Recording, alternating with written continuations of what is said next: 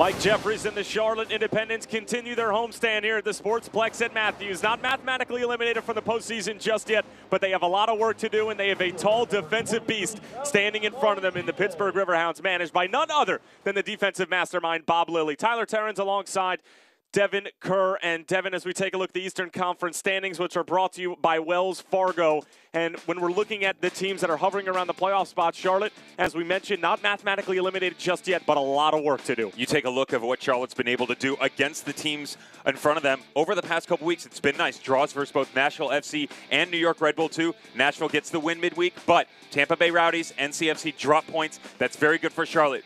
No more can you drop any more points. You have to go out and get 3. Cannot tie a game. Well, Charlotte are unbeaten in their last 4. They have a win over Nashville. They have a win over Richmond, and 2 rather disappointing draws in the eyes of Mike Jeffries. But, Devin, they need 17 points to clinch. They only have 12 available for the remainder of the season, so that means that they need some help. If you take a look at their schedule, it is manageable, though. After tonight's game, which is their hardest opponent, then you go to Penn FC. You have to travel to Al Lang and take on the Tampa Bay Rowdies, which may well be eliminated at that point in time. And last but not least, their formidable foe, North Carolina FC. That could be the make-or-break game. Push come to shove. Well, they certainly owe NCFC one after getting drubbed 6-2 a few weeks ago. And for the Pittsburgh Riverhounds, this is a Bob Lilly side that obviously can defend, but they go forward, and with a lot of pace, Nico Brett leads all scorers by a lot on this side with 15 and 6 assists on the season. He is their talisman up top who gets it done on a regular basis. The metrics are absolutely amazing.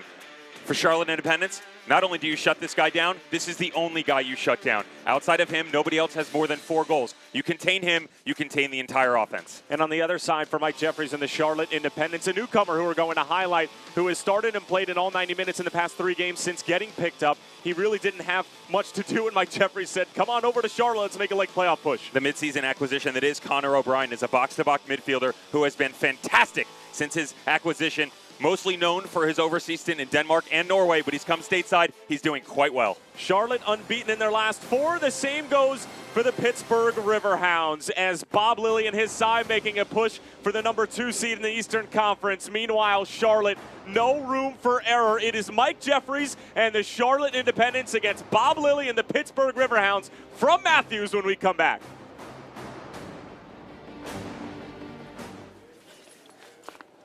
My card.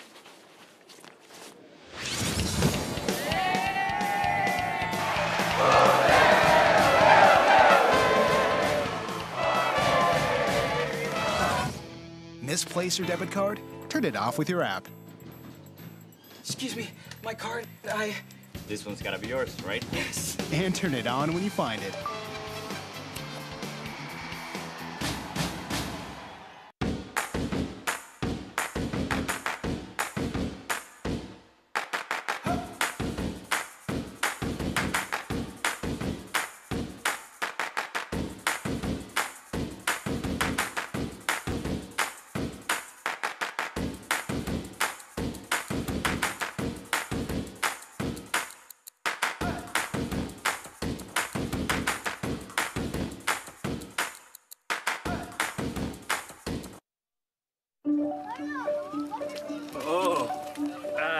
I don't have my wallet, so. Perfect. You can send a digital payment. I don't have one of those payment apps. Perfect. You have a US-based bank account, right? I have Wells Fargo. Perfect. Then you should have Zelle. Perfect. Perfect. The #1 mobile banking app just got better. Does your coach use Zelle too? Of course. Another way we're building better every day.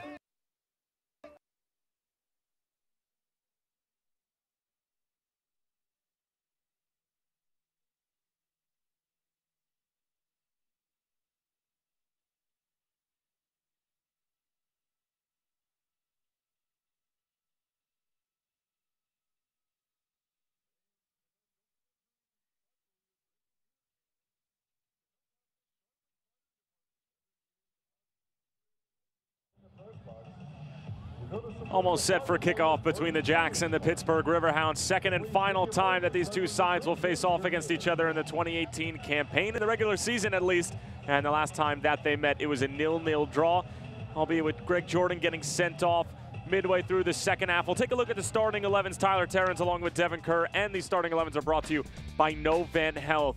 Devin for Charlotte. We've seen this a lot from them over the past few weeks with Sam Vines and Joel Johnson out wide. Donnie Smith getting back to match fitness, but it's Connor O'Brien who's getting to start again and has played all 90 minutes since coming on. You have to stop with the top four. You go with Alex Martinez, Herrera, Calvert, Arman. Those guys are responsible for 14 goals as a collective unit, 11 from Herrera. So you have to find a way to get more involvement from a supporting role, whether it be from the midfield or the outside players. When you look at their competitors, we've already spoken about Nico Brett, 15 goals and 6 assists. He trumps those numbers by Charlotte Independence all by himself. Then his supporting cast, Van Kiazil, Jordan Dover on the right and left, they will get up and down into the wings. This team stays so compressed defensively because of the back line alongside Luban, Roberts, Greenspan, Daniel Lynn making his reacquisition into goal. But up top, Nico Brett, Romeo Parks, those guys are the ones that get it done regularly. Charlotte have to stymie them. And it should be noted that there are 4 starters normally for Bob Lilly that are starting on the bench tonight. Toby Adewale, Cristiano Francois, Raymond Lee, and Canardo Forbes. And Forbes was on the top of Mike Jeffrey's scout list when we were talking to him earlier in the week, as Mark Allerton officially gets us underway from the Sportsplex at Matthews. Tyler Terrens along with Devin Kerr. Glad to have you with us. And Devin, you have a comment that you eagerly want to make right now. Well, it's interesting because he 100% was at the top of the scouting list, but if you take a look at this defensive unit, outside of number 20, Joseph Greenspan, who primarily plays on the right side of the pitch or at center back, every single one of these players is plug and play. They'll play left wing back, they'll play left back, right wing back, they'll move into the midfield. So all of these guys have the capability of not being in the starting 11, not even being in the team sheet. I mean, there are guys on the pitch last week, Noah Frankie, who wasn't even listed in the 18. Now he's starting in the center of the midfield along the likes of Dabo. So a team that as a unit gets it done on a regular basis, they know their roles no matter where they're put on the field. Well, the Riverhounds, like the Jacks, unbeaten in their last 4.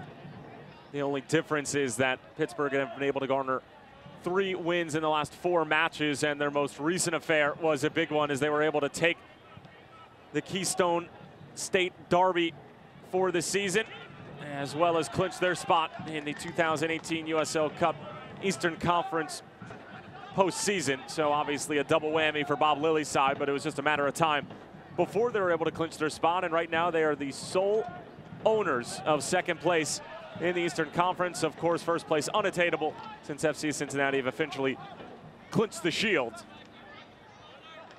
And Mike Jeffries, heading into this game, obviously has a ton of respect for Bob Lilly. And Devin, while it may not be the Rochester Rhinos lacing up on the other side of the field against them, it is Bob Lilly, and Bob Lilly has ousted Jeffries from the postseason in the first round back at the Sportsplex, excuse me, not the Sportsplex, the Capelli Sports Stadium up in Western New York. There you go.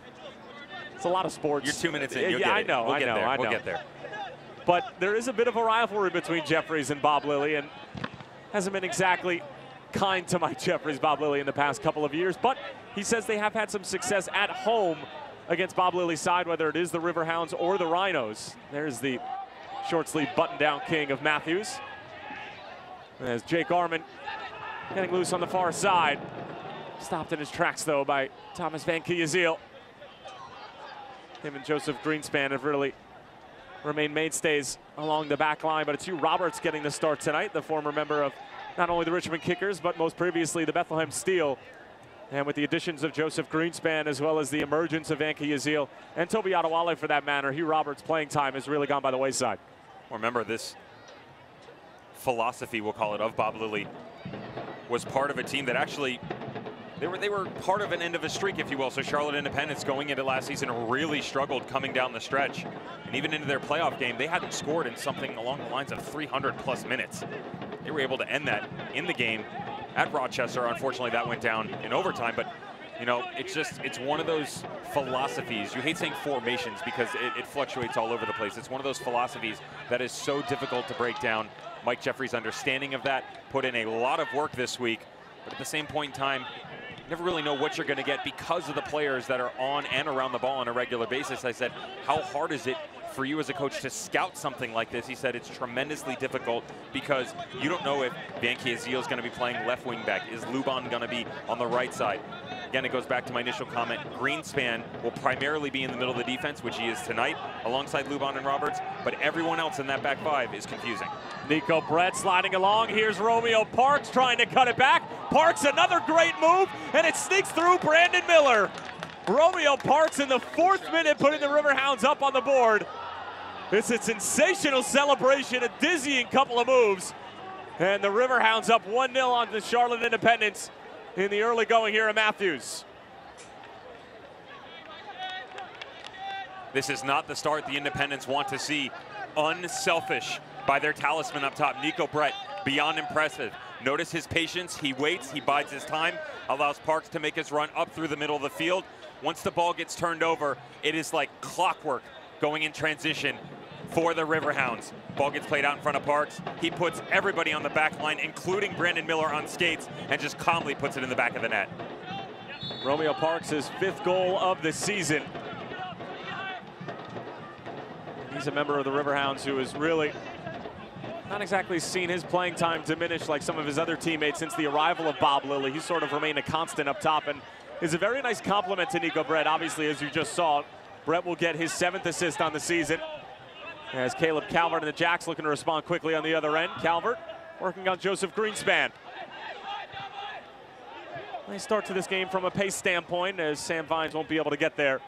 And a goal kick coming. Riverhounds goal was scored in the 4th minute by number 27, Romeo Parks. But you rarely see that fake not only get the defender, but also get the goalkeeper and Brandon Miller. Brandon Miller has to do better. I mean, your defender is there for a reason. He is your last line of defense, so that push comes to shove, something gets cut back across, you're the one who has to be there to make a save. He didn't even put himself in the appropriate position to help his back line out. So that even though there was all that space and it was being exploited, at a moment's notice, you have to be able to react. Bad goalkeeping.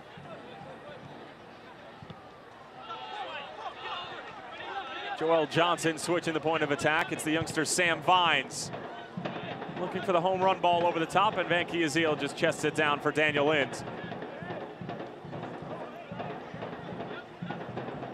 And Lind, of course, sporting that face mask with the collision that he endured with Brendan Aronson a number of weeks ago against the Bethlehem Steel.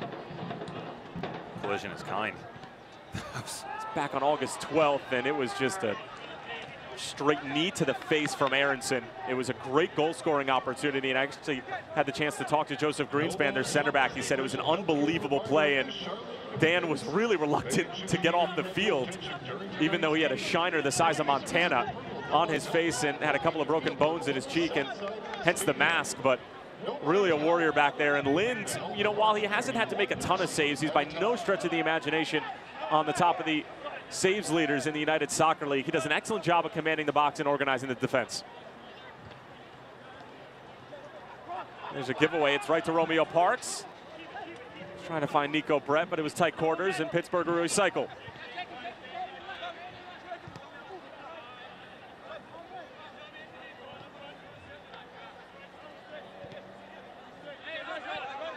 Here is Hugh Roberts.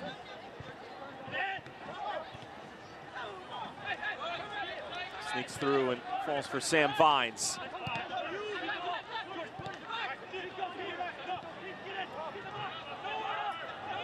Back for Dover. Vines goes to ground. Dover, one of the many members of the Rochester Rhinos from 2017 who followed the defensive mastermind Bob Lilly to Pittsburgh since taking over for Dave Brandt.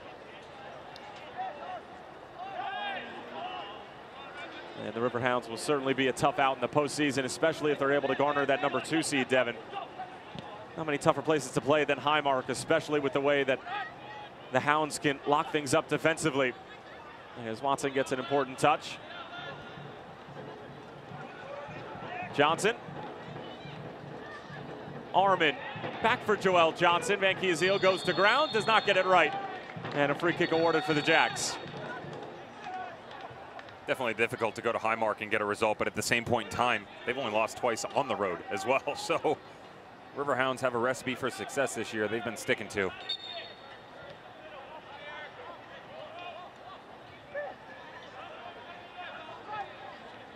I'll tell you what, a Loose City Riverhounds rematch of a game that finished a couple weeks ago would certainly be an intriguing conference semifinal, as Loose City had a 2-0 lead and squandered it in the last 5 minutes. It was an own goal from Greg Ranjetsing and then a penalty from Conardo Forbes that allowed the Riverhounds to be able to garner a point out of that match, as This one's sent over the top. Nico Brett draws the double team. Brett with a couple of shimmies. It's actually O'Brien who came out and helped defensively.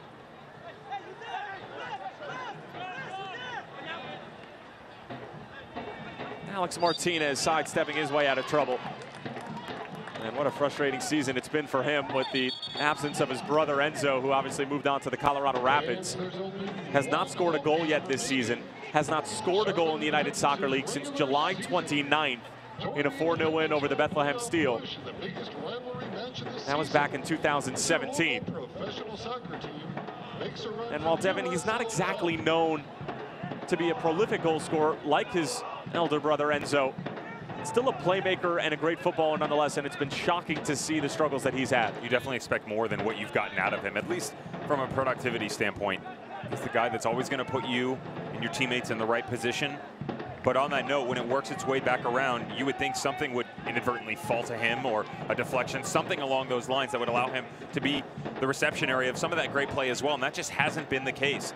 Remember, a lot of this, he's been suspended, had an injury here and there, falling out of form, not necessarily out of favor for Mike Jeffries, but a lot of difficulty for this offense in general. They've really had their struggles squad-wise, much like St. Louis has in the Western Conference. So coming towards the end of the year, getting everybody healthy, back on the right page is a great thing for the Independents. You just hope it's not too little too late. Calvert getting stuck in along with Joseph Greenspan.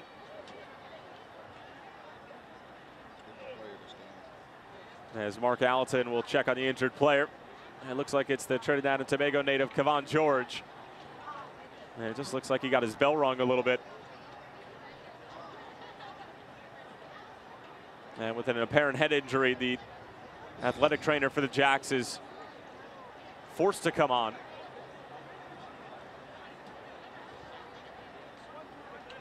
You're going to get a better look exactly what went on. Just coming through at the tail end of it. There it was. And Zemansky coming across. You'll see, catches him right in the eye, close to that temple area.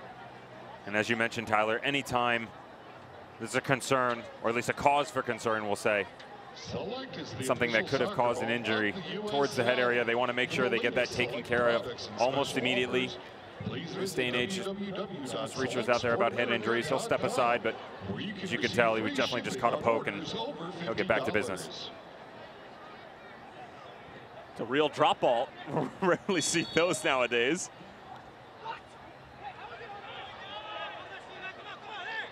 And Ben Zemansky's smiling because he agrees with Alex Martinez. How that's a foul off a drop ball, the world may never know.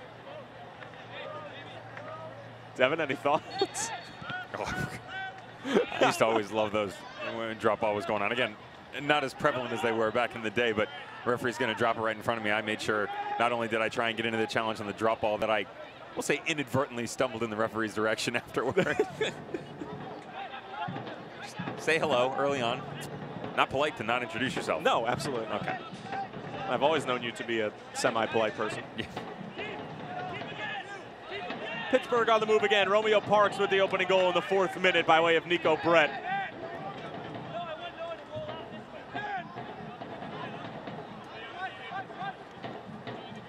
Good look at Jordan Dover, the Canadian. He really is just one of those steady outside backs or wing backs in the Bob Lilly system. So that takes a deflection off of Jake Armand. And cleared away by Charlotte, but nodded back into play by Joe Greenspan. Armand struggling, and Charlotte playing down a man for the moment. Looks like Armand actually might be sick as he is keeled over.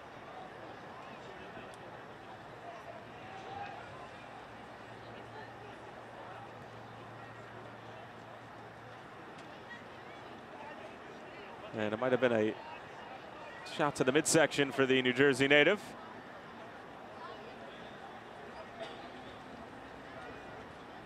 Played a couple of very good years at Monmouth University in Southern New Jersey. Came up through the New York Red Bulls U23s.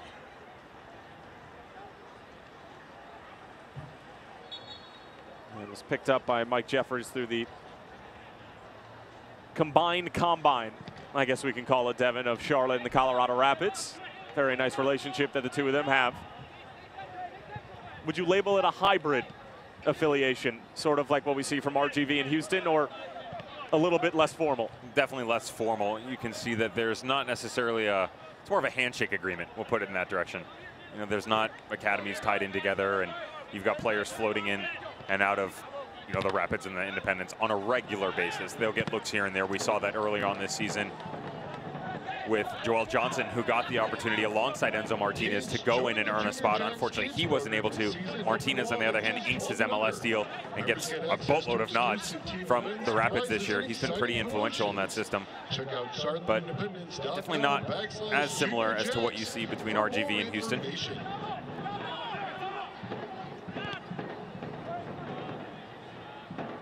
Big switch from Mohamed Dabo. It's inch perfect. Going the other way is Pittsburgh. And stationed nicely is the Notre Dame product, Bilal Duckett, and the skipper for Mike Jeffries.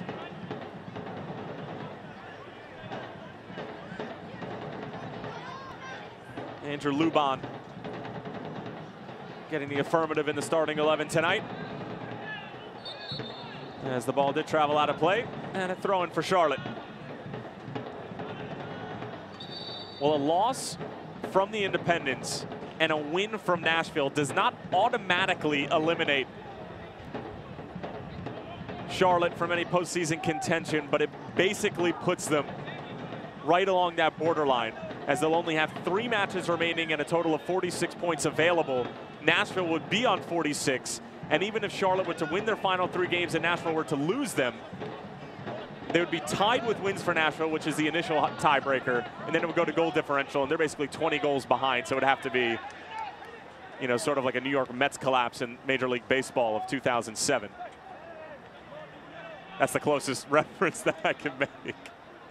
You're playing with fire, for sure. I mean, you're right on it. It's very difficult for them to do. Not impossible, but just goes back to our opening comments to tell you how vital importance we put on this game for the Charlotte Independents. Unfortunately, they're the ones who have put themselves in this situation. We've talked about their recent form. They've done so well for themselves, both home and away. Remember, right around a month and a half ago, they were able to go to Highmark and get a result, get a point out of there. You and I off air were saying, is it a better result now getting a tie or a month and a half ago? And you made a great point, Tyler. You said, you know what? It was then, it was on the road, because without that, they wouldn't be in this position. You are 100% correct. Now that they are in this position, you're down a goal, you have to find a way. Remember, North Carolina FC hosting Richmond Kickers tonight. Richmond Kickers, though not playing very well, they are a streaky team who can go out and find a victory here and there, much like Toronto FC too. They are giant killers. It's not a consistency thing, unfortunately, but they do have streaks in them to be able to get it done. And what's also very beneficial for the Independents, they need to keep an eye on in the back of their mind, Red Bull 2 and Nashville are playing each other tonight. They would love, absolutely love, for those 2 teams to get a tie. Rather only the teams distance themselves 1 point from you, you gain 3, then you've grabbed 2 on yours. It just turns into this inadvertent reaction with a team right in front of you to allow yourself to pull ever closer. Well, we asked Mike Jeffries what we might see in this game from a tactical standpoint, from a philosophy standpoint, as Devin was mentioning earlier. And I posed the question, will we see maybe a 3-back system, something that he does not do at all? Maybe let the Dogs loose earlier in the game and try something different and just throw everything forward. As they're throwing some numbers forward right now, Joel Johnson, early delivery, nodded away by Hugh Roberts. Back in, Alex Martinez, laying it off for Sam Vines. His ball in, not a bad one, Van Kiazil. Not his best clearance. Martinez trying to knot it down. As the Riverhounds struggling with this pressure from Charlotte, and Vines will just usher it out of play. And Mike Jeffries said, you know what, probably it's going to be something where we'll play our normal game for the first 65 to 75 minutes, and then if we're down a goal or it's tied, obviously with them needing 3 points, a point really does not do them any good at this point, as Herrera able to get the ball through a terrific nutmeg pass from Alex Martinez. Kevon George, Herrera, here's Alex Martinez, laying it off for Herrera, and it's in! Charlotte have equalized. It's scintillating interplay between Alex Martinez and Jorge Benjamin Button Herrera. It's 1-1 to the Sportsplex at Matthews.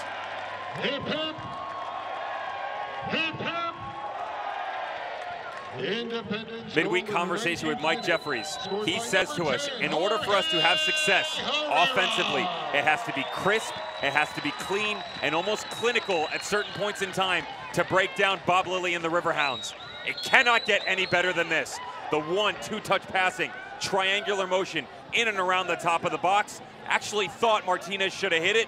He knows better than me. Plays it back to Jorge up top, and just like that, you can hear the announcer. Hip, hip, Jorge. It's 1-1. Jorge with a dozen on the season. Alex Martinez may not be scoring, but he's now got 5 assists and leads all members of the Jacks in that category. And that was by far the best movement on and off the ball we've seen from Mike Jeffries' side throughout the opening 20 minutes or so. And wouldn't you know it, it ends up in the back of the net as the Jacks militia banging on their drums proudly. The smoke bomb is out, but Pittsburgh looking to respond quickly on the other end. Here's Luban. Linking up with Savansky. Vanky Azil. Off to a great start here in the greater Charlotte area. Zavansky out for Luban. Towards the back post, the header. Just skipping wide, and last touch coming off of Vines, and a corner kick for the visitors. And the corner kicks, as always, brought to you by Chick-fil-A.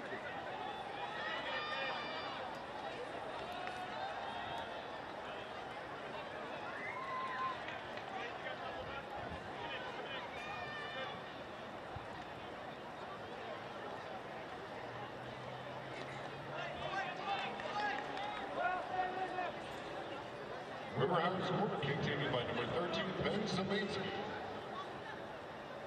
Brandon Miller and Charlotte await for the corner. And it's Jorge Herrera, of all people, getting ahead to it. Back in, Miller. Able to collect it cleanly. And solid stuff from a former Golden Glove winner. And playing against one of his former managers in Bob Lilly.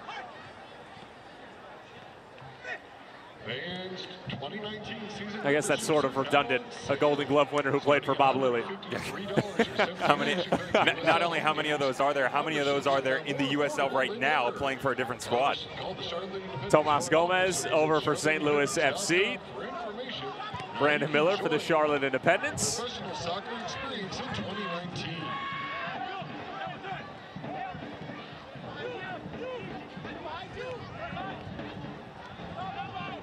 Samansky linking up with Mohamed Dabo. Now wide for Vanky Azil. We'll see this a lot from their triumvirate of center backs. Able to get forward. Joe Greenspan will hold things down at the back.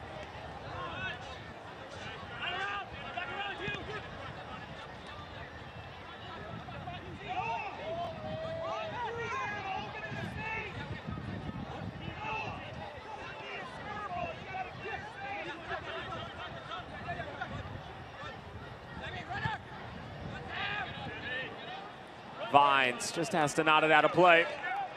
And now it's Pittsburgh who are on the offensive after the Jorge Herrera equalizer just a few moments ago.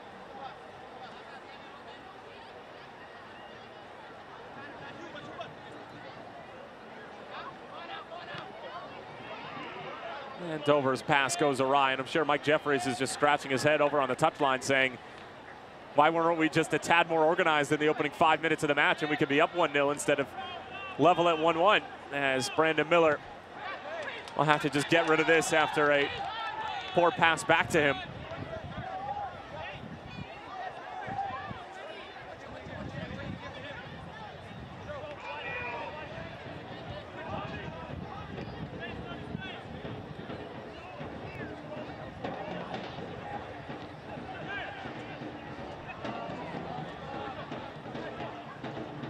Romeo Parks.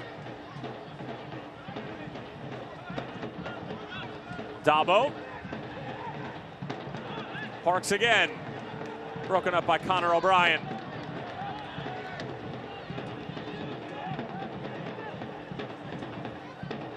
And Daniel in a restart for the visitors.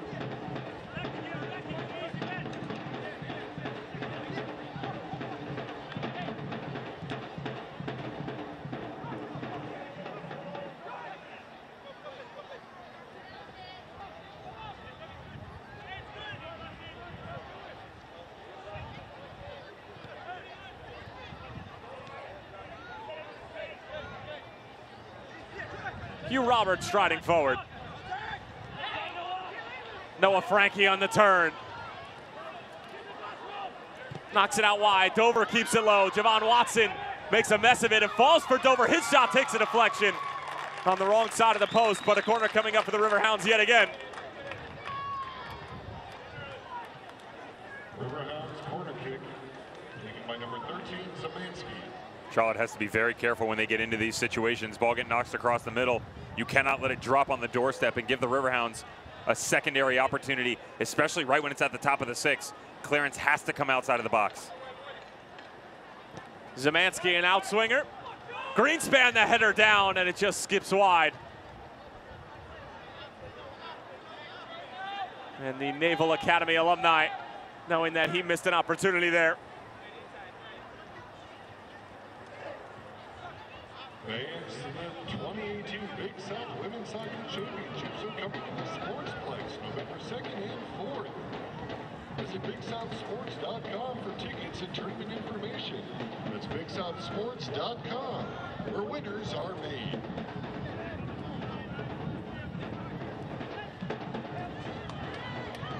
Turnover for the Hounds in the middle of the park. Alex Martinez looking to make the most of it.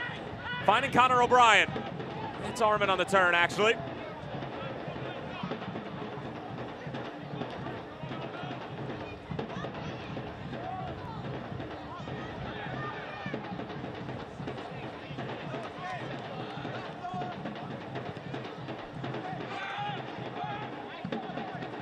It was a hopeful ball from Javon Watson.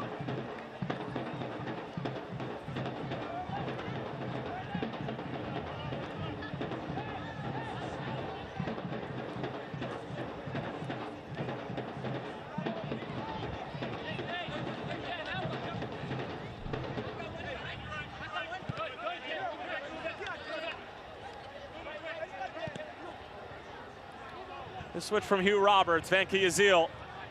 George wins it, trying to get it quickly over for Alex Martinez. Romeo Parks, dispossessed.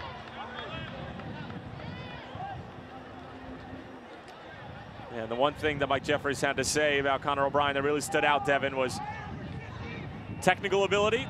And then word on the street is that he just has a flat-out terrific work ethic in the middle of the field. He was impressed with his motor, being that he had not necessarily not been playing, but been away from the game for a little bit, and his ability to step in and make such an immediate impact over the course of an entire 90 minutes. Very impressive. Reference that box-to-box turn. That means he likes to go top of the 18, top of the 18. You get some midfielders who will sit in the holding midfielder role. We'll reference that as the 6th spot. They play deeper. He's like a hybrid 8 or 10, likes to push forward, be involved in the run of play on the offensive side of the ball, but then works back and helps out with defensive duties. Very impressive.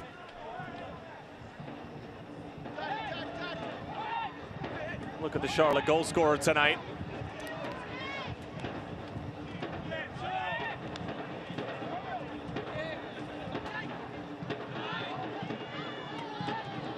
Armin. Jake Armin putting on the brakes. Back for Connor O'Brien. Joel Johnson now. Kevon George.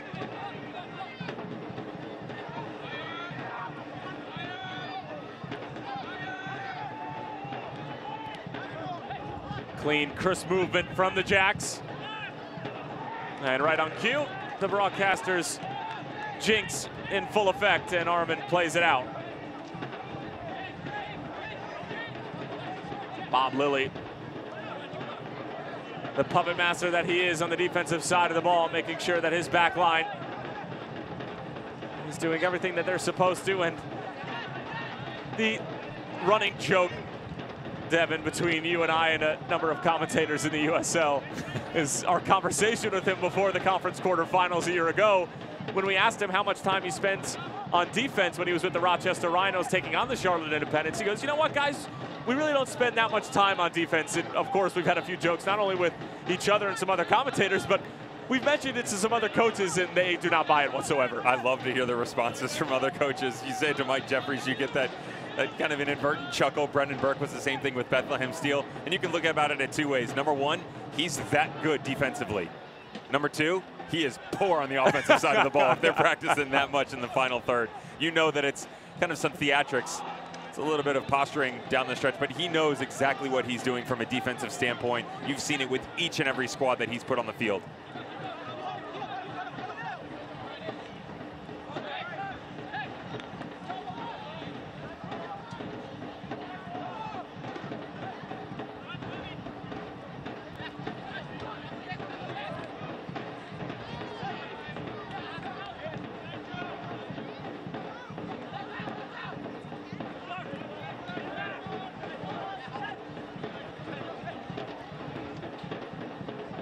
Pressure from Armin.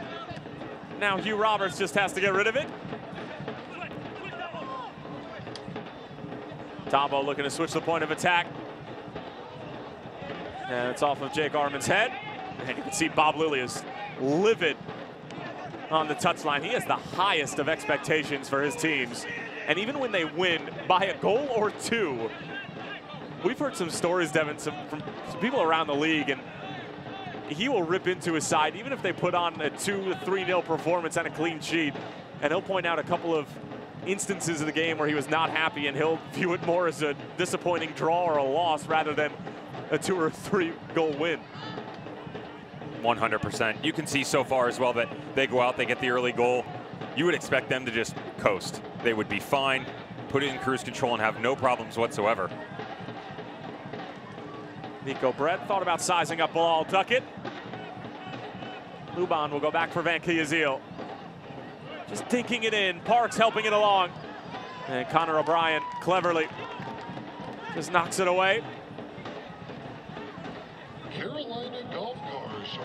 Hugh Roberts stepping forward, and the foul is going to be against, looked like Jorge Herrera. And a free kick coming for the Hounds. In a double back, Tyler, that wasn't the case. They get the goal. They try and put it on cruise control. They try and knock the ball around. One other opportunity. Charlotte does a good job holding back against the offense that is the Pittsburgh Riverhounds and Nico Brett. Even though Romeo Parks got the goal, remember that ball, that assist came from Nico Brett in transition. And now they've been knocking around. Independence has been impressive when they have got down into the final third. Their goal was absolutely gorgeous. And now you wonder, they're just going to sit and bide their time till halftime? What exactly is going to happen? Dover towards the back post. It's Van Kiazil and Joel Johnson battling for it, and Johnson wisely just nods it out of play and takes the safe route away. But a corner kick again for Pittsburgh. And corner kicks brought to you by Chick-fil-A.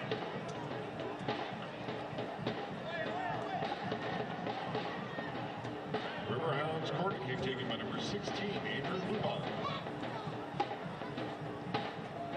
Luban, Greenspan nods it across, Van Kiazil, and settling on the line and playing out of trouble is Alex Martinez.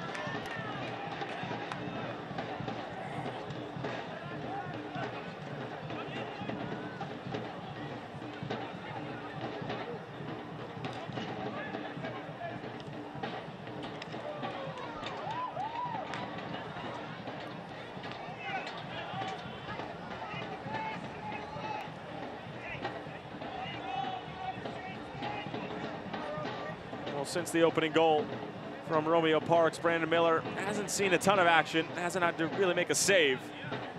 Same goes for Daniel Lind.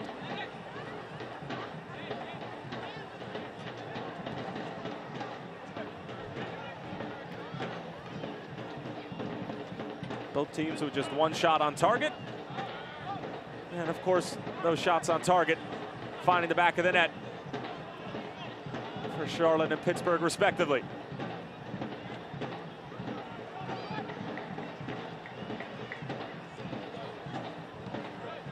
Bilal Duckett. Javon Watson, who Mike Jeffries says would probably make an electric outside back if he had the numbers to be able to mix and match some people in different positions. But given all of the injuries that Charlotte have had,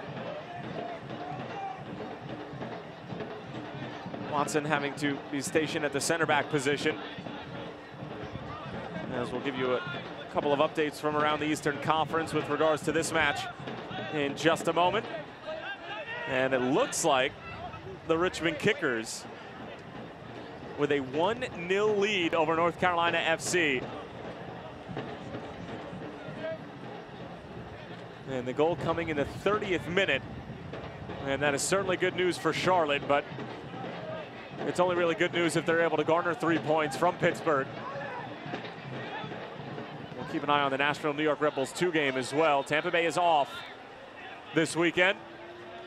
And those are the teams that are battling for that, I guess you could call it a last playoff spot. That's really up for grabs. A stark difference between the Eastern and Western Conference in terms of the amount of teams who are mathematically eliminated in the West. Basically everybody with the exception of teams 1 through 9 are mathematically eliminated. As this one's sent forward, Jorge Herrera will be able to get there. Herrera going for the chip.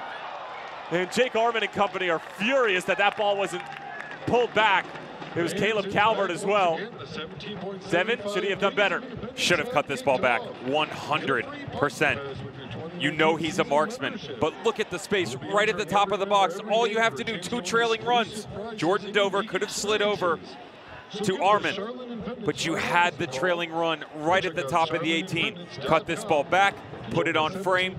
The level of difficulty on his chip, much harder to complete as opposed to bringing the ball back and having a crack at goal.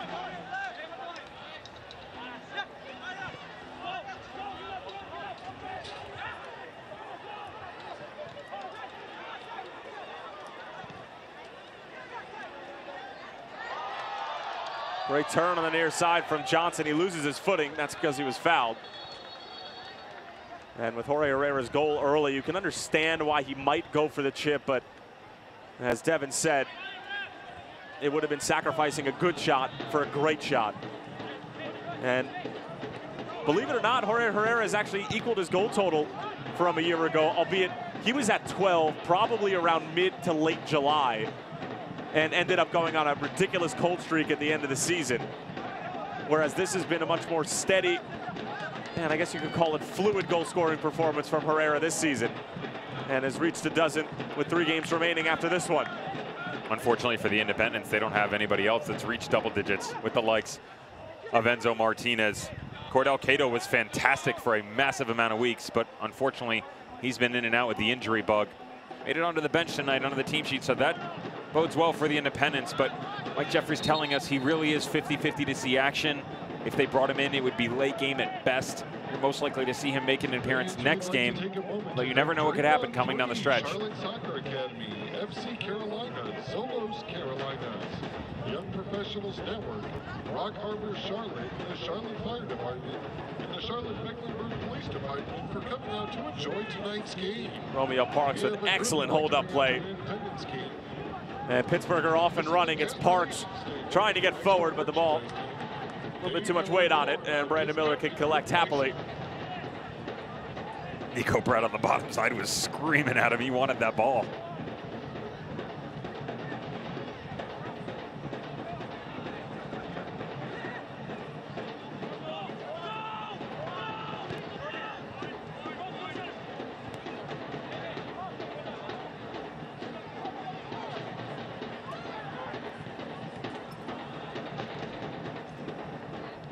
Martinez lays it off for Johnson. Into space for Herrera. And Joe Greenspan showing off some good pace, even standing at around 6'6". Mike Jeffries describes him as deceptively fast. And Javon Watson very frustrated with himself, not his best pass, and he'll be the first to tell you.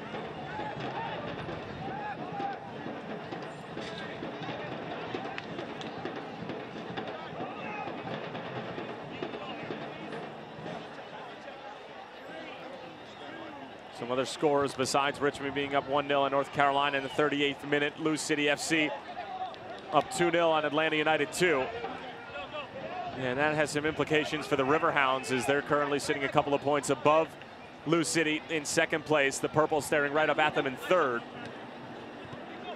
Goals coming by way of an own goal from A.J. Cochran for John Hackworth's side, as well as Kyle Smith of all people. There you go. Cameron Lancaster is going to be a bit jealous on that one, isn't he? I'm sure there's a couple more left in them for this. Oh, just one back of that single season record. He's right there. Set by what former Lou City member? That's an easy one, Matt Fondy. There you go. Joel Johnson. Alex Martinez just dumps it in. Teases Daniel Lind off of his line. Greenspan with the header.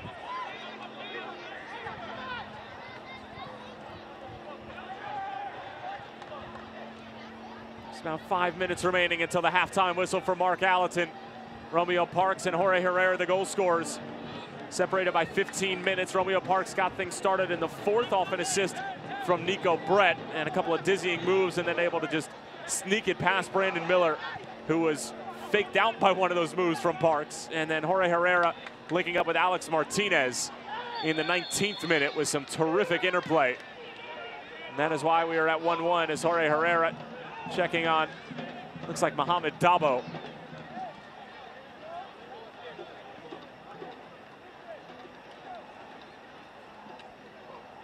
The two of them just tangling up here. Herrera tracking back. Dabo did a good job jumping on Herrera after he got into the tackle. This is Zemansky right in the middle of the field. Goes down a bit light, to be honest, but you never know when you're in a player's position. The tiniest of knock going at 100 miles an hour, two big bodies clashing into each other, really can leave a massive sting on one. While Duckett nods it away, that could have easily been called off by Brandon Miller.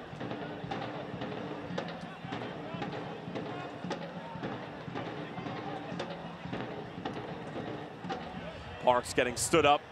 Probably knows better than make a full turn 20 yards away from goal. Bilal Duckett with the step. Duckett gets caught. Puts Joel Johnson in an even tougher situation than he found himself in. Fans, we'd like to thank our starting 11 sponsors. Giving away right to the foot of Nico Brett. Brett going for the curler. And actually almost ended up beating Brandon Miller near post. It was some sloppy play from the right side of the defense of the Jacks. Bilal Duckett back-to-back, then Joel Johnson uncharacteristically giving the ball away. This is a no-no. Pick and choose your battles when it comes to going up against the Riverhounds. This is not one of them. Just turns it right over to Brett. Brett turns, says thank you very much, tries to beat Brandon Miller on the near post. Miller had it covered, but the Independents have to be much better in that situation. North Carolina FC have equalized against the Richmond Kickers in the 41st minute. So not the best news for Charlotte Independence fans. And scoring the goal for NCFC, Kyle Becker.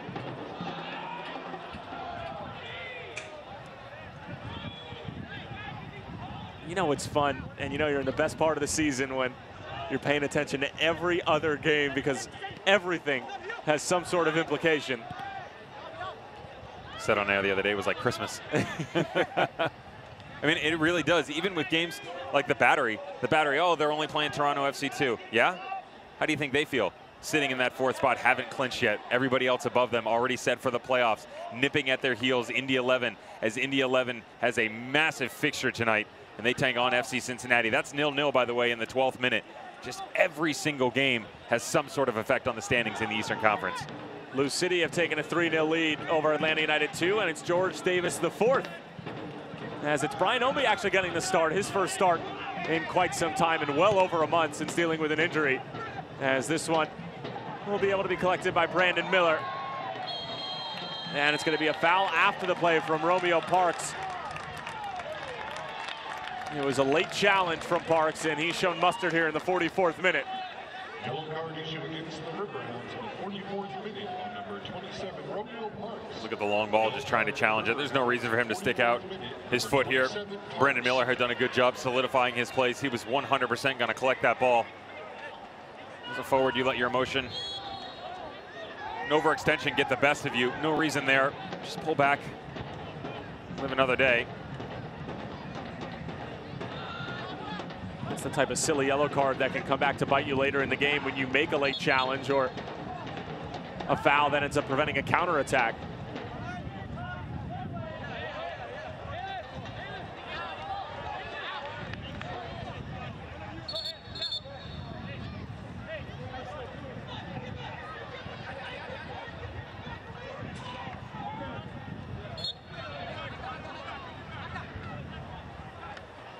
brought down by Vines, on loan from the Colorado Rapids. Came up through the Rapids Academy, signed a homegrown contract right before the start of the 2018 season. And loaned down and has gotten some great reps, albeit at the expense of Donnie Smith, as he's been struggling with injury virtually the entire season. Smith, who played a number of games with Charlotte in 2017, he was on loan from the New England Revolution. Parks just dinks it into the middle of the field. Nico Brett makes one defender miss. Brett, and it's cleared away by Bilal Duckett. And it needed to be, as that shot was arrowed for the bottom corner. And a corner kick for the Hounds with just a few minutes remaining in this first half. We saw this earlier from the Independents where they were quick to dive in, including the goalkeeper. This time, you cannot do that. Watson goes to ground, pulls the trigger. This ends up in the back of the net if it's not for Bilal Duckett. Just 1 minute of stoppage time. This one skips through. Jake Arman gets it away. Joel Johnson giving chase, and Charlotte going to call off the Dogs and make sure that they have the correct shape defensively.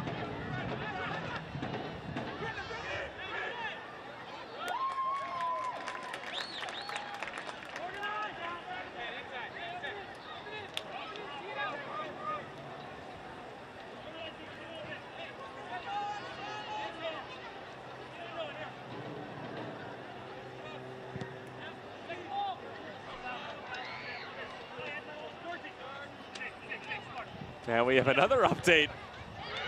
How big is my grin? From WakeMed Soccer Park. Richmond Kickers have retaken the lead 2-1. As that's going to do it for the first half.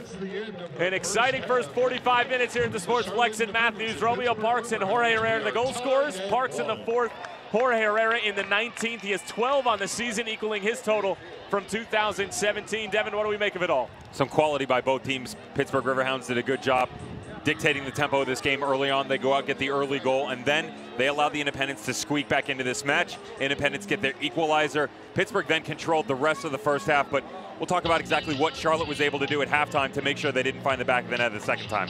Well, Charlotte are getting a little bit of help from the Richmond Kickers right now, but it'll be worth nothing if they're not able to garner 3 points from Pittsburgh, who got off to a nice start, but Jorge Herrera and company were able to equalize via this sensational goal. It's 1-1 at the half. We'll be back in just a few moments.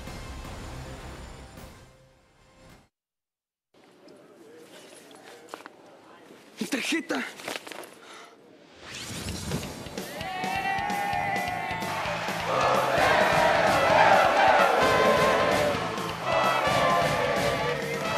¿No encuentras tu tarjeta de débito? Desactívala con tu app. Disculpa, estoy buscando mi tarjeta. Esta es la tuya, ¿cierto? Sí. Y cuando la encuentres, vuélvela a activar.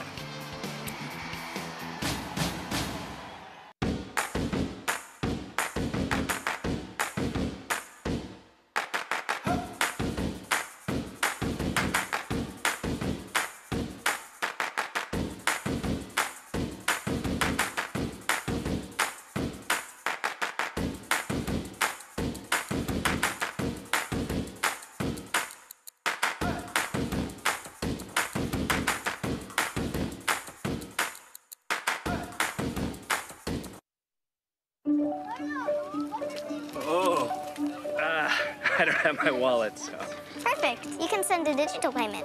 I don't have one of those payment apps. Perfect. You have a US-based bank account, right? I have Wells Fargo. Perfect. Then you should have Zelle. Perfect. Perfect. The #1 mobile banking app just got better. Does your coach use Zelle too? Of course. Another way we're building better every day.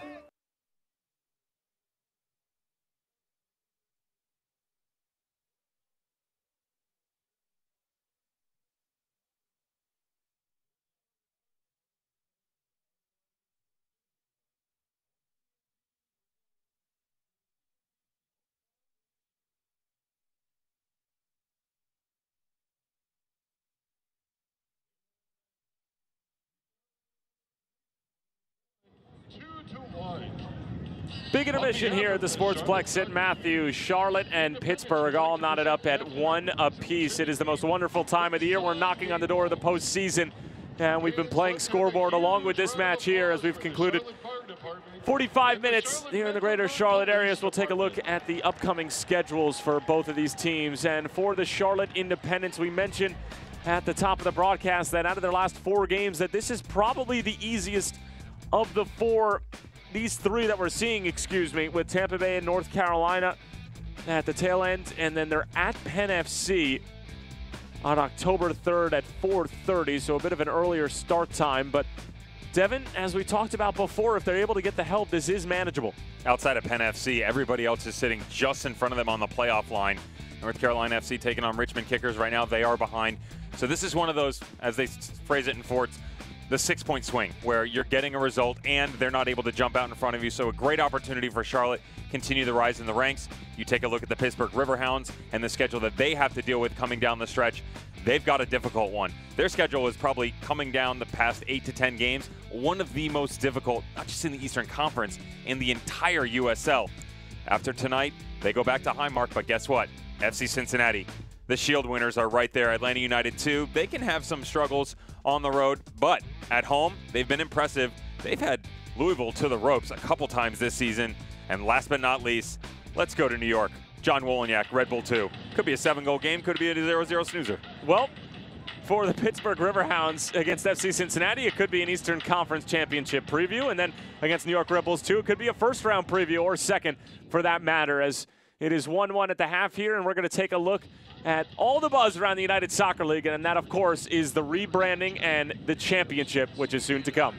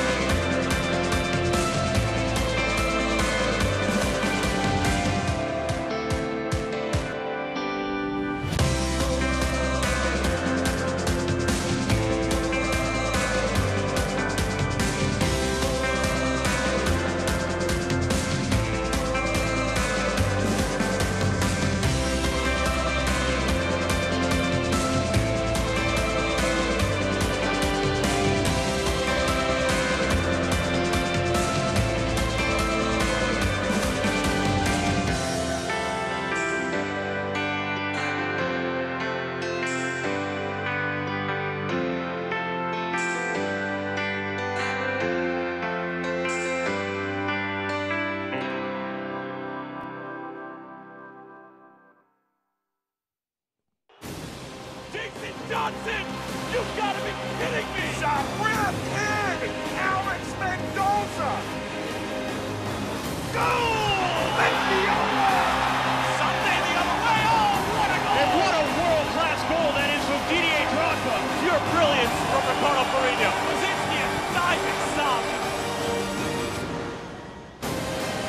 Must-see TV. Terrific stuff with regards to the rebranding. And then, of course, Devin Kerr and Mike Watts will be on the call for the USL Game of the Week featuring Phoenix and Vegas, which, of course, is going to have all sorts of playoff implications with regards to the 1 seed, as Phoenix are trying to keep pace with Orange County, who got a massive win over Vegas at the midweek in this week of the United Soccer League. A lot of weeks to sort out. Devin, I know I'm making your head spin over there. No? I was watching that little kid do work on the sideline. Get it, get it. We'll take a look at the team of the week. How about Ehrlich Wallow putting in 4 against Atlanta United 2, keeping the playoff hopes alive for NCFC. Aiden Quinn with a magnificent performance for Orange County, both against the Monarchs as well as Las Vegas in their strange sort of Wednesday to Wednesday schedule. Joseph Farrell with an outstanding defensive performance for Phoenix against Colorado Springs, also put in a goal. Oscar Jimenez continues to do what Oscar Jimenez does, and that's fabulous delivery.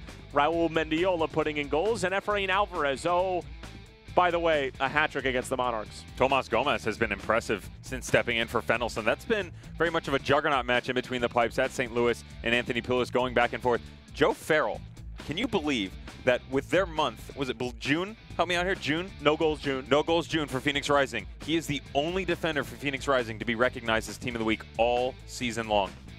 Beyond impressive. Iwolo, 6-1 victory. I'll put 4 on the board, no problem.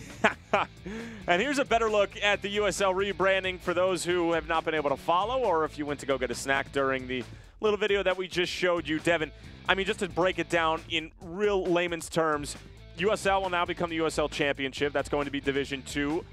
Division 3, what we thought was going to be Division 3, is now going to be called League 1. Correct. And they're also going to garner the PDL, and that is going to be called League 2. Did I miss anything? No, you're good. Carry the one. Yeah, you're right. So the biggest thing here is you and I have chatted about it off air. We've made comments about it in other games. And for me, it all draws down to the third, to USL League 2. It offers a path to the pro soccer, 70%. Astronomical number. It cannot be understated that 70% of MLS draftees have played in this league. How many teams? Tormenta out of Georgia, Des Moines Menace, just so many. FC Tucson. FC Tucson, Reading United. All of these teams that have so many ties to and affiliations to other organizations around the United States that enable players to get a look at the highest level. Absolutely fantastic for United States soccer. Yep, it's going to do outstanding things for growing the beautiful game in North America as the fans are soaking in some solid football here at the Sportsplex in Matthews. Charlotte and Pittsburgh still tied up at 1-1. Yes, there has been no action besides the youngsters getting after it. We'll be back in just a few moments. My card.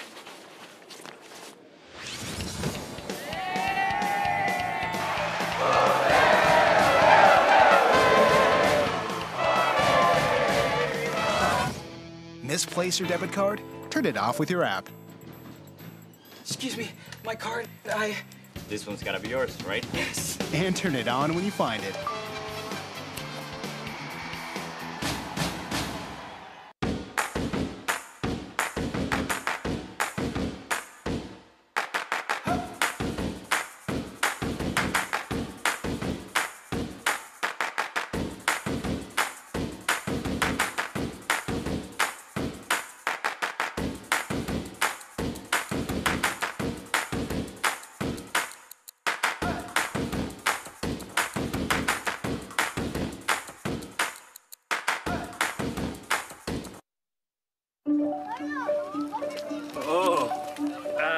I don't have my wallet, so.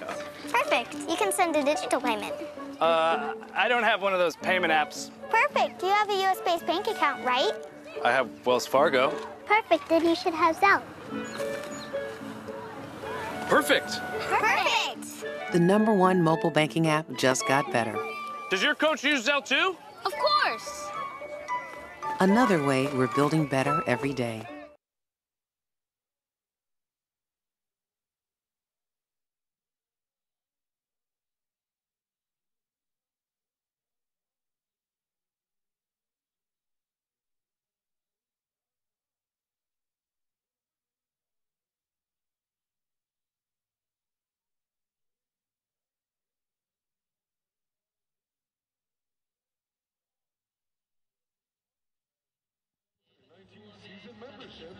Almost set for the second half kickoff as Charlotte and Pittsburgh. The stalemate right now, 1 goal apiece. Romeo Parks, Jorge Herrera, the goal scorers. Tyler Terrence along with the incomparable Devin Curran. We'll take a look at how it all went down in the first 45 minutes And Devin, it was really just poor defending in the opening moments from Charlotte and Romeo Parks, putting everybody on skates. How many times have we seen this from Pittsburgh Riverhounds, though? They go on the road, not exactly sure what they're going to do on the offensive side of the ball. Bad turnover in the middle of the field, goes the other way. Nico Brett says, thank you very much. Romeo Parks, here you go, buddy. You finish it off, it's your turn. Pulls it back, Bilal Duckett, you got to stay on your feet. Need to do a better job here of closing down. And Brandon Miller, you cannot allow yourself to get turned around in this fashion. You are the last line of defense. At least give yourself a chance to make a save. That wasn't the case. Visitors get an early goal. So Parks with his 5th goal of this season. It was just 4 minutes in. But Charlotte would start to respond. Check out this little interplay between Jorge Herrera and Alex Martinez. Squared back, and then Herrera not giving Lind any chance. Although Lind does get a touch to it. But it's just great ingenuity in the final third. Took them a quarter of an hour to respond. In the 19th minute, they really would get going. Started firing on all cylinders. 1, 2, 3. Crisp 2-touch passing, 1-touch passing in and out of the channels. It was a fantastic goal. This is the one that is might come back to haunt them. Great interchanging play once again. Jorge Herrera, you have the trailing run by Caleb Calvert. I get it. You're a striker. You're feeling it. But be smart. Be unselfish in this situation. Cut the ball back. At that point in time, he has loads of space in front of him. Caleb Calvert most assuredly finishes that off. You could see the look from Joe Greenspan as he was relieved that he didn't pull it back. And then Pittsburgh almost had one here, but check out this play from Bilal Duckett. That was probably going off the post and in the bottom left corner, but Duckett with a great play. Interestingly enough, Duckett goes to ground on the first one, which ends up being a goal. Brandon Miller followed suit. The second one, Watson comes back around. He goes to ground. Duckett able to step back in and thwart the offense, but it has to be better from Charlotte Independence on the defensive side of the ball. They are very lucky that the Pittsburgh Riverhounds haven't gotten anything more whatsoever. When you take a look at what went on in the opening 45 minutes, it was excellent defending on the outside. That is Pittsburgh's bread and butter. They like to get down into the wings and knock the ball into the box. They've then condensed the middle of the park. It's been difficult for the Riverhounds to attack. Some glimpses here and there. Pittsburgh, outside of that first mistake, they are happy with where they are at right now. Independence, by the way, hanging by a thread. They should be down. Well, Mike Jeffries, it looks like, is going to make a substitute at the half. And it's going to be Gebhardt coming on and replacing Jake Arman. So an interesting change for Mike Jeffries, as Arman really didn't have his best 45 minutes that we've seen. We actually saw him really take some great leaps and bounds at the beginning of the season and midway through the 2018 campaign, but especially with so much on the line and Charlotte just flat out needing 3 points, you can understand the change. The other thing you have to remember here is that Derek Gebhardt, if you haven't found out who he is, by the way, if you're an Independence fan, he's someone they brought in from Florida Gulf Coast University. He's in form. He's fit. Played with Jacksonville Armada the past few years, and he's just coming off a full season, so he is ready to go. Wow. That's a tough challenge, and that's a bear hug in the middle of the pitch. Joel Johnson is obviously having an emotional response to something that went on off the ball. We'll get back to Gebhardt in a second. Wait till you get a look at this. He turns around and just rips Parks to the ground. On number 22, Joel Johnson. Yellow card, Independence, 46th minute, number 22, Johnson. I mean, he's a great defender. That's not one of his best moments. That's not one of his best moments, but I was going to say he was doing the Devin Kerr. Stop. You're 60 seconds in the second half. You have to sit next to me for another 44. I had to carry the one there. Yeah, carry the one there. Careful. So, with Arman, not his best half, not his worst. He fulfilled his role. Now you bring in fresh legs, and Gebhardt is someone who will push the pace 100 miles an hour for the next 45 minutes. You could even make another change behind him if need be, bring in the likes of Eamon Zayed, and allow you to progress into the final third if you needed to make another one. But Gebhardt, Arman, respectively, both done their job so far. Now Gebhardt gets a chance to go in. We'll see what he does. Gebhardt's been with the Jacksonville Armada since 2015. Last summer was the most recent sighting with the PDL side. Just 22 years of age. Will be celebrating his 23rd birthday come October 15th, and would certainly love to help Charlotte trying to make a late playoff push. And as we were doing all throughout the first half, we'll continue to keep you updated with the matches surrounding the Eastern Conference and the bottom of the table with regards to that last playoff spot.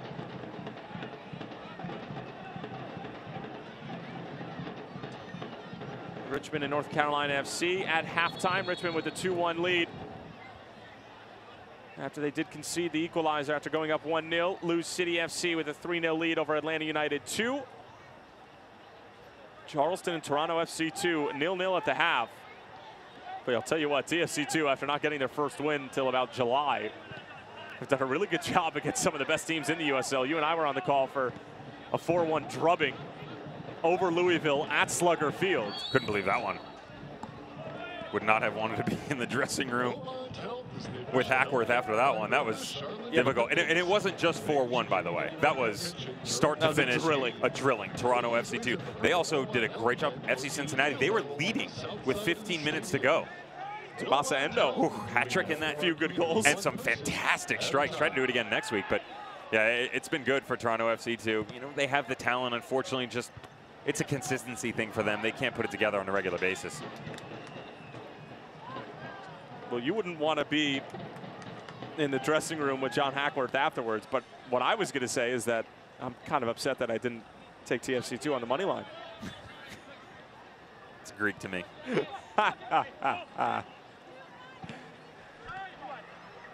Take a couple of improv classes over the weekend that I'm not aware of. I know the missus was gone. You had some fun with the diet, or the lack of diet. Well, the consensus is that I went shopping in her closet, according to our production staff, but it's just my forward fashionista movement that's going on. I did get involved in some mac and cheese hot dogs. That was nice. You did send me a picture of that. It's quality, right? It was Quality. Hey, when the missus is away, Devin's going to play. I know when to pick and choose my battles. Devin to be wed on December 29th. I will make sure to send a blast email out to all USL fans with the exact address, location, and all the details so everybody can come and be a part of the special celebration. I'm in. You know me. I'm in. I know you're in. I'm all about it. I don't know if the missus is in. Oh.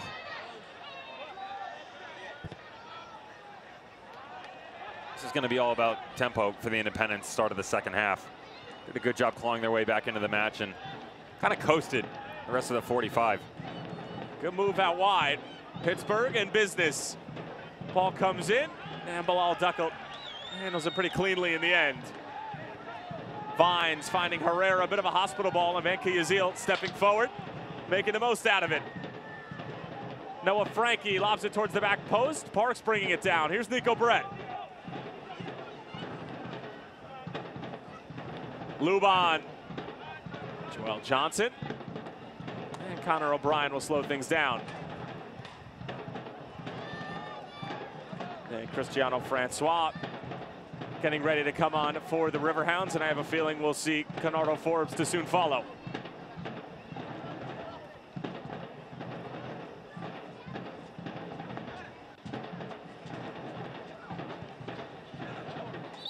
And especially with the lineup out on the field, or at least the starting 11 from Bob Lilly, Devin, it was a really good opportunity for Charlotte to get some sort of lead before he called in the big dogs like Francois, like Forbes. They did it, didn't they? Couldn't close. They went out, they did their job, they got it done. Unfortunately, it really was that one defensive lapse. We saw Jorge Herrera on the second time around make a bad decision, but that's all hearsay as to what he could have done, what should have happened. All that we know of is that one goal, and it was great play by the Charlotte Independents right at the top of the box. Other than those two chances, Pittsburgh Riverhounds really did run the first half. And take a look at the statistics. They showed it to you. We looked at them at halftime. We can double back. Hold the thought as here's Gebhardt on the move. And it was intended for Caleb Calvert. Joe Greenspan was in the way. Such a good play from Zemansky. Lets the ball do the work. Skips away from Alex Martinez. Now it's Parks on the other end. Already has one goal to his name tonight. Romeo Parks looking for number 6 of the season. Parks towards the byline. Still Parks. And good work from Bilal Duckett and Joel Johnson. Able to stand their ground. Boy, Parks, for all 6'3", 6'4" of them, some really good footwork. And it can be quite deceptive in the final third.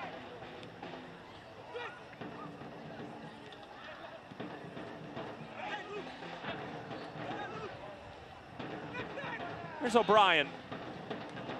Long Island, New York native, spraying it across the field for Sam Vines.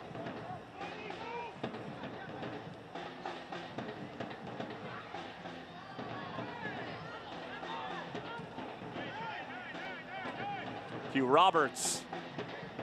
It's class from Nico Brett.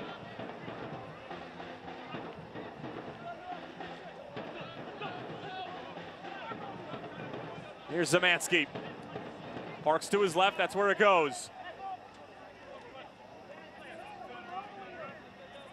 Romeo Parks. Frankie. Couldn't quite get there. Kevon George stood him up. Was there a foul? The referee not interested. Jorge Herrera now on the other end, sending Gebhardt the other way.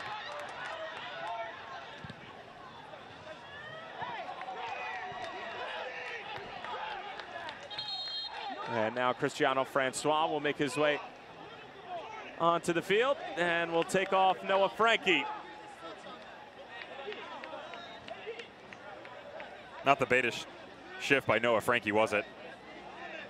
It was the right side of the pitch that really struggled to get going in the first half. It was condensed too, because you saw Frankie he was out in front of Jordan Dover, clogging the lane on the right side. Jordan Dover couldn't get around the outside. Zemansky was alongside him. Dabo always sits. Romeo Parks had some fun on the left and combined with Brett, obviously, for the goal, but in transition as well. But Noah Frankie just really couldn't find his way so far. Francois with 4 goals and 4 assists on the season.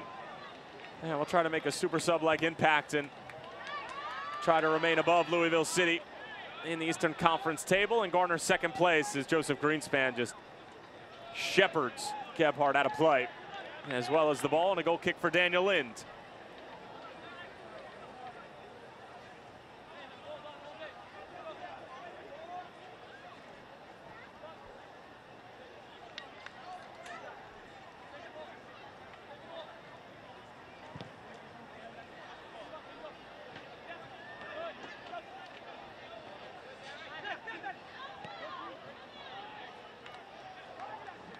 Select is the official soccer ball of the USL. For the latest Select products and special offers, check out www.selectsportamerica.com, where you can receive free. Here's Martinez, and Jordan Dover beats him to the punch.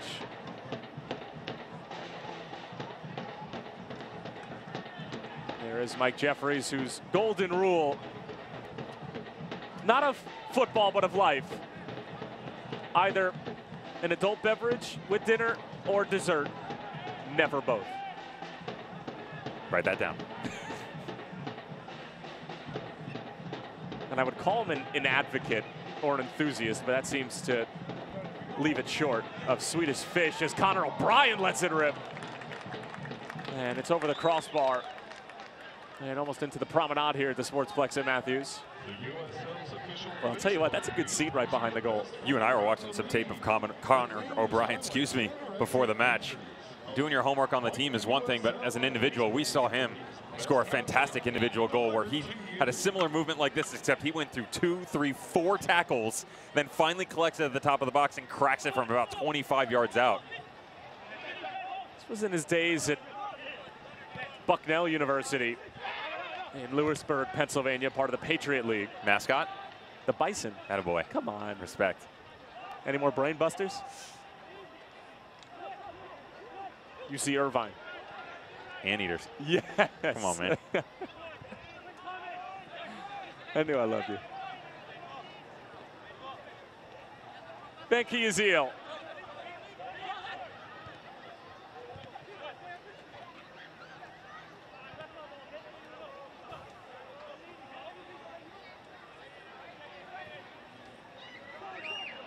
Hugh Roberts pushes it out wide. Sam Vines defending. Francois getting involved for the first time tonight. Greenspan makes a rare mistake. It's Calvert going the other way. Herrera running with him. Caleb Calvert putting on the brakes. Creating some space. Calvert trying to get out wide. It'll fall for Martinez. Here's O'Brien. Trying to link up with Herrera. Devin, you were motioning for a couple of different things to happen, but at the end of the day, it was a 2-on-3, and neither Calvert or Herrera possess a ton of pace, but Romeo Parks the other way does. Here is Parks, the scorer for Pittsburgh tonight. Romeo Parks sends it across. Francois couldn't quite handle it, and Sam Vines clears it away. Has Greenspan.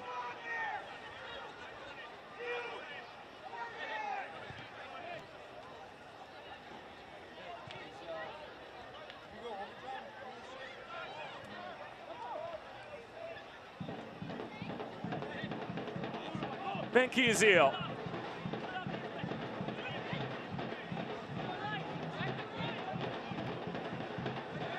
Good play from Gebhardt.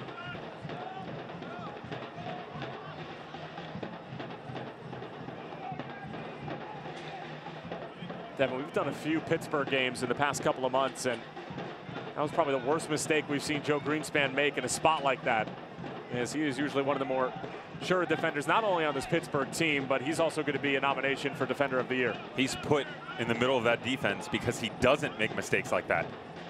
It's very uncharacteristic of Greenspan. Again, he primarily sits in that center back role. In the 3-back system, you can call it 5-back if you interpret the wing backs into the system, but he does such a good job of just holding down the middle of the field. He's the last person you would expect to give a ball away.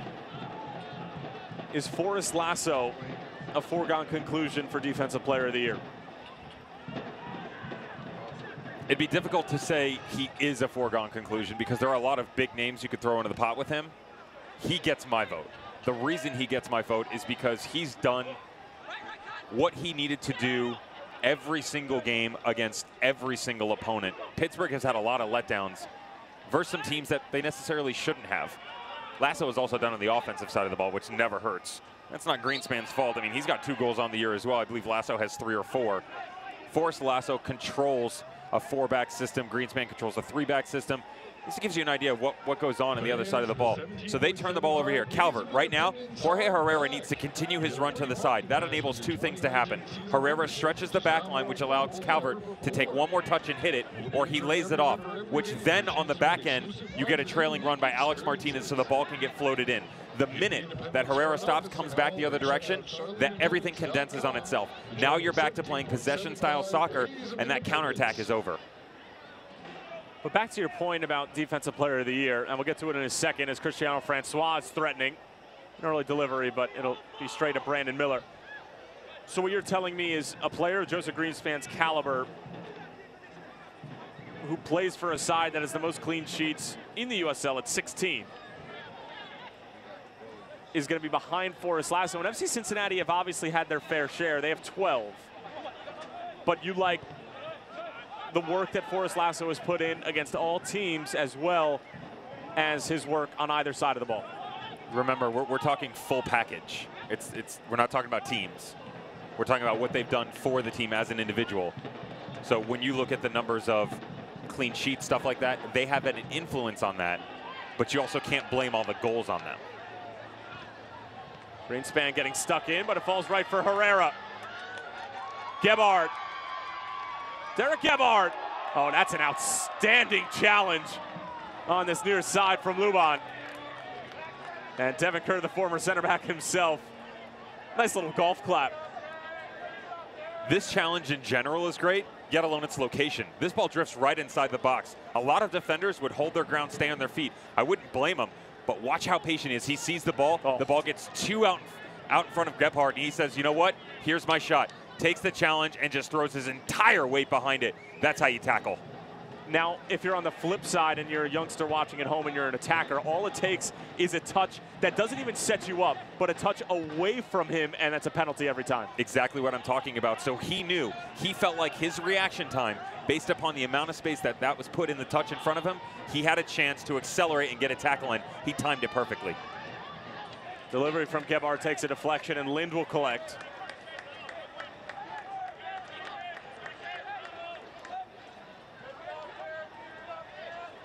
Some updates from around the Eastern Conference. Charleston and Toronto FC 2 after 45 scoreless minutes, now 1-1 at MUSC.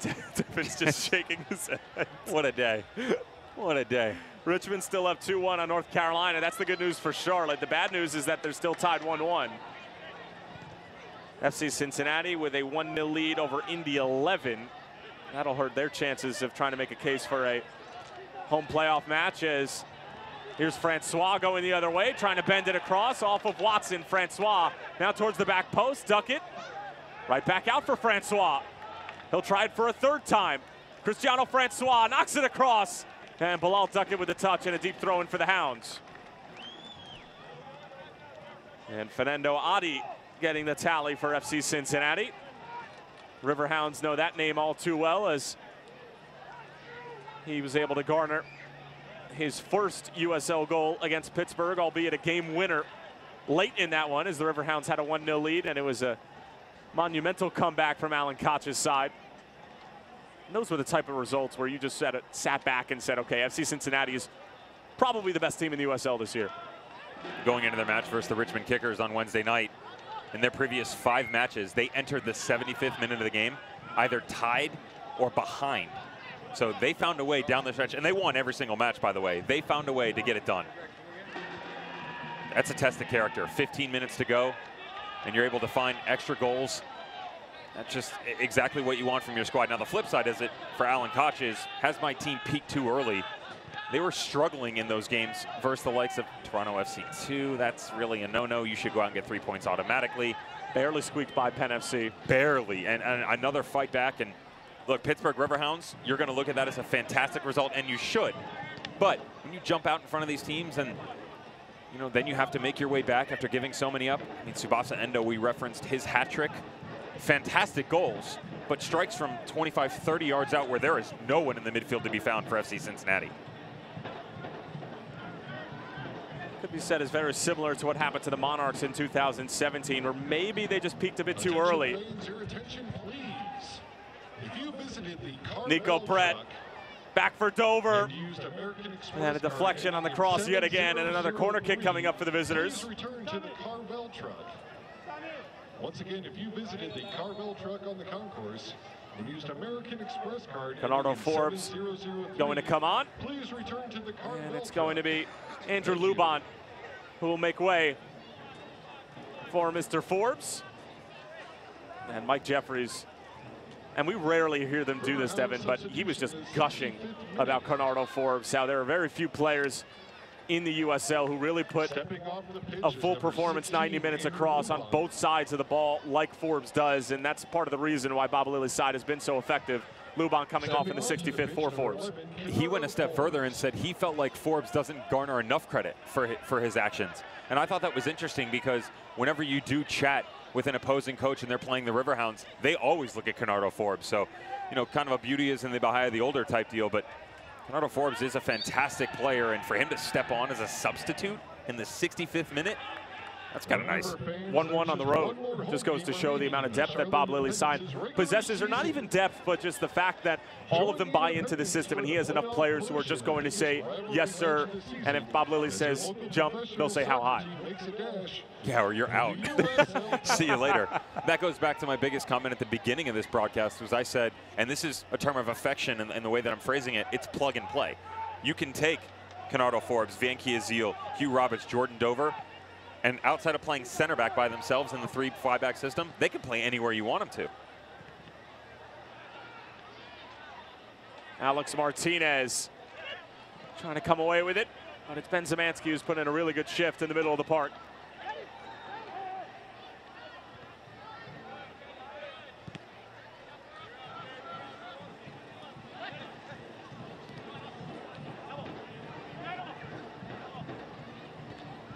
Dabo finding the substitute Forbes. Forbes with 4 goals as well as 8 assists on the season. Not quite going to join that elite double-double club that Aiden Quinn has just made himself a part of on Wednesday night, scoring his 10th goal of the season, as well as double-digit numbers in assists. Francois bothered by Alex Martinez, but will remain with the Hounds right in front of the Jacks Militia, the terrific support group of the Charlotte Independents. Independents need to keep an eye on this back line that is Pittsburgh Riverhounds. With Luban stepping off and Forbes coming on, it almost looks right now that they've shifted into a 4-back type system with Dover at right back, Van Kiziel at left back. Only time will tell with them, but the way that they're shaping it out, that's what it looks at it right now. You've also got Van Kiziel then now dropping inside, so he might be staying in a playing left back in the 3-back system. It's hard to tell from the way that the shape that they're showing us. It's all going to depend on the next 5 minutes, the ebb and flow of them going forward and coming back.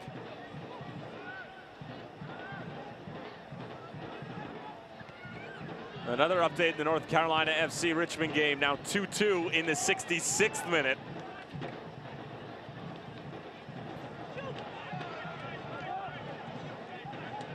Austin Deleuze, the most recent goal scorer, by way of an assist from Becker. He's now got a goal and assist in the match as Romeo Parks, who has a goal in this one, driving forward yet again, but his delivery well over the head of everybody. Francois trying to track it down, but it's excellent work from Sam Vines.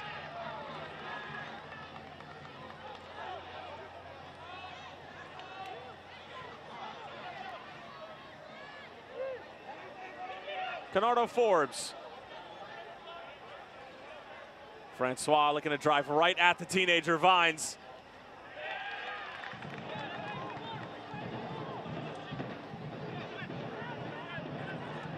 Zemansky.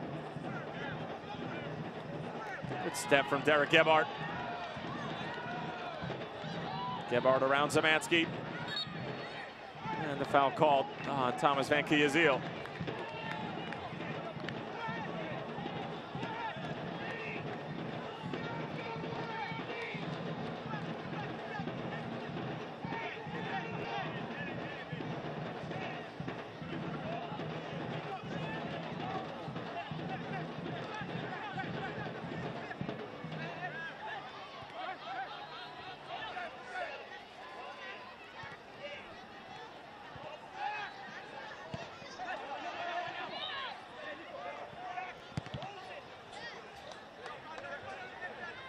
Eamon Zayed getting ready to come on for the Independents, as Connor O'Brien will switch the point of attack, and Brandon Miller has been watching too many Ricardo Ferrigno mixtapes.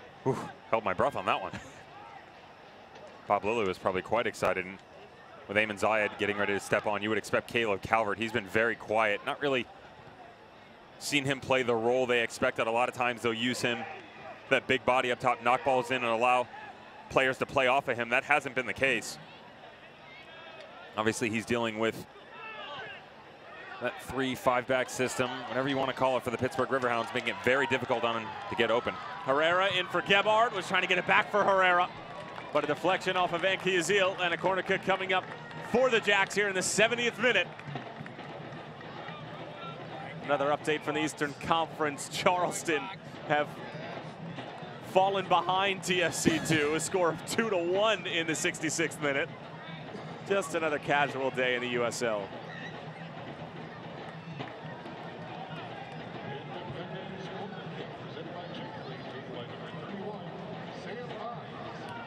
And Devin Kerr, for the first time in his life, is right, and it'll be Caleb Calvert coming off. Sam Vines. Oh, it's a good ball in. Greenspan beat everybody to the punch. Watson trying to make something happen. Back out for Martinez.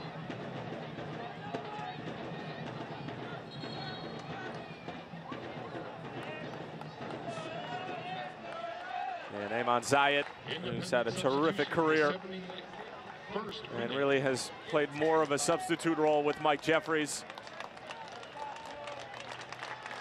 Will find his way onto the pitch here in the 71st minute.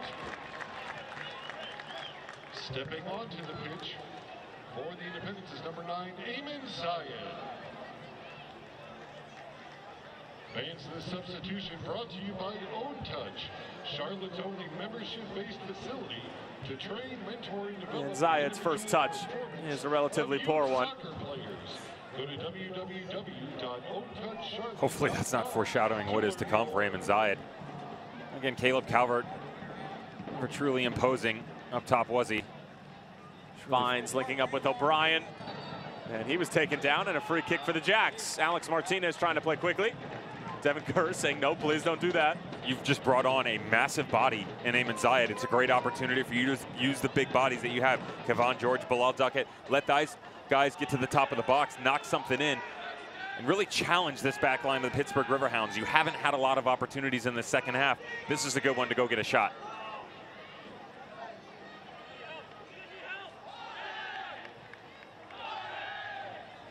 The hip hip Jorge chants coming from the Jacks militia yet again. Herrera, terrific service, but it's right at Daniel Lind.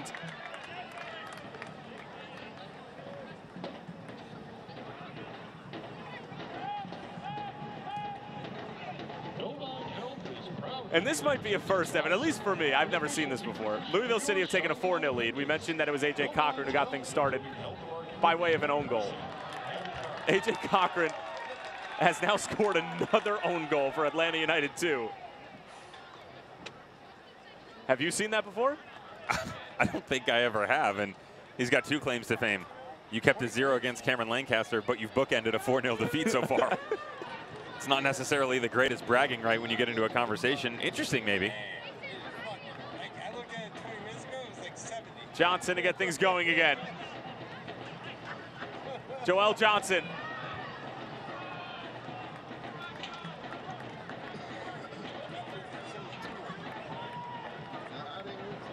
Gebhardt back for the Spaniard. And the foul's going to go against Charlotte. 1-1, 74th minute here at the Sportsplex at Matthews. Tyler Terrence along with Devin Kerr. Glad to have you with us. Pittsburgh fresh off of their Keystone State match-winning result, as well as clinching a playoff spot against Penn FC. Charlotte unbeaten in their last 4. Need all the help that they can get and wins in the remaining 4 matches, including this one.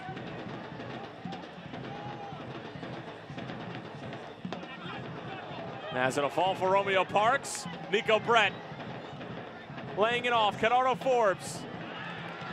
Stripped by Alex Martinez. Excellent job to win the ball back. O'Brien just barely gets it back for Javon Watson.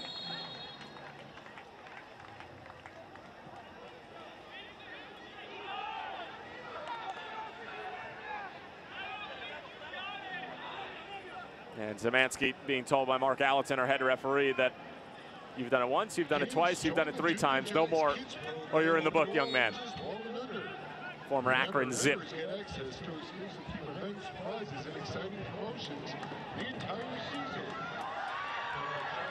Zayed getting tangled up, garnered by Derek Gebhardt, and he stumbles when the moment asks the most of him. And we've seen that a couple of times now from Daniel Lind. There was one earlier, it was actually the shot that Jorge Herrera probably should have pulled back, where Lind did not come off of his line, and it's posed problems for the back line of Pittsburgh. It's funny because earlier in the year, all he would do is challenge you. Now he has a bit of hesitancy. It's possibly coming back from that injury that he acquired in that game. Now you wonder, is he going to possess that capability to come out and be that imposing threat against offenders when they push in? Gebhardt had a good opportunity, lost his footing. There was a good look at the grass just at the tail end of our picture where you could see just down inside the 6, couldn't hold things up. Daniel Lind, question mark. Zayed through for Herrera. Zayed trying to get forward. Jorge Herrera. It'll skip to the back post. And it's won by Jordan Dover in the end. Sam Vines, good work to step forward. O'Brien.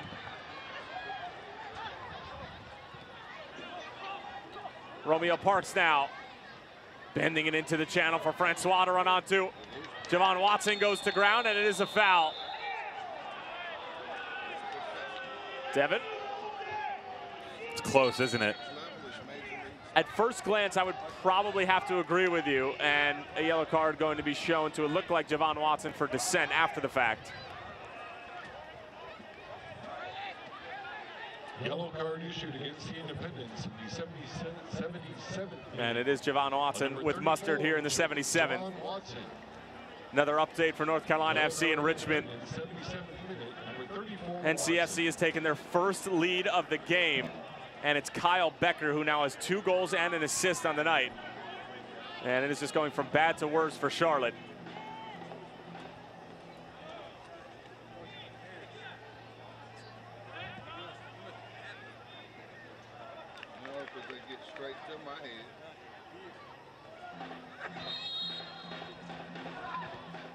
Free kick comes in, glancing header, and Brandon Miller didn't know anything about it, and thankfully can see it go out of play.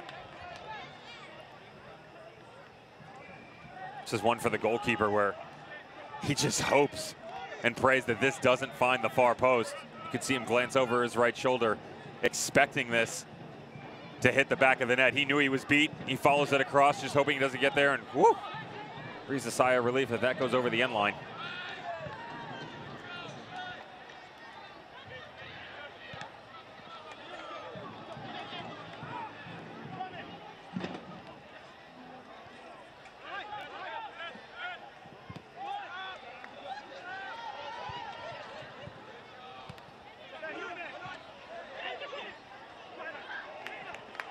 Romeo Parks, big touch towards the byline.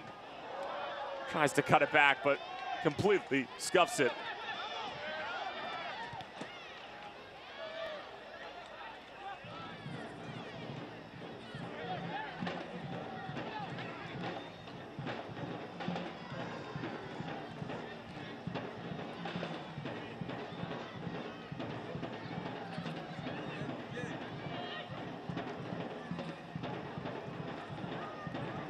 Francois towards the byline.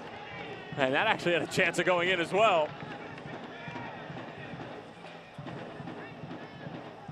And Devin with Charleston still trailing TFC 2. Indy 11 losing to FC Cincinnati. Bethlehem Steel, they could be in a position to perhaps garner the 5 seed if they go ahead and get 3 points against Ottawa tomorrow afternoon at 1 o'clock up in Canada.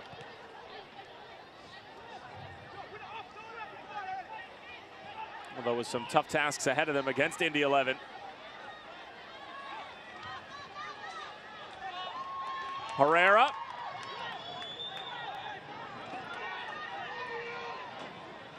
Gebhard around Van Kiezeel.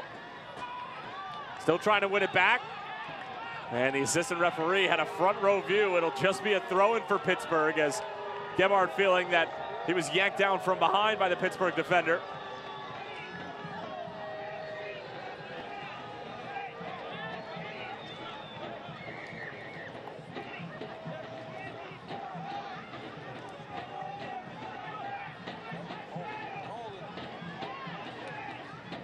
Cordell Cato getting ready to come on for the Independents. Could he be the spark that the Jacks need? Sam Vines towards the back post. Wasn't a bad idea at all. O'Brien up for the header.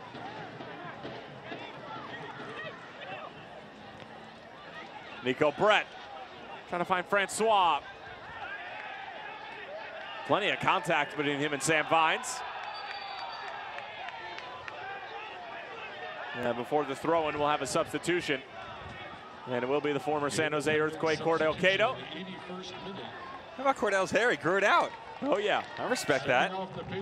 And coming off for the first time in his Charlotte career is Connor O'Brien.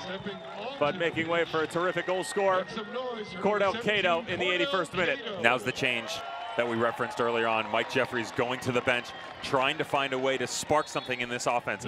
He's brought off a midfielder in Connor O'Brien who did his job. He held his ground in the middle of the field, but now, Cordell Cato, what can you do to help your team? You've got to go out and find a goal in the remaining 10 minutes. www.otouchcharlotte.com to learn more.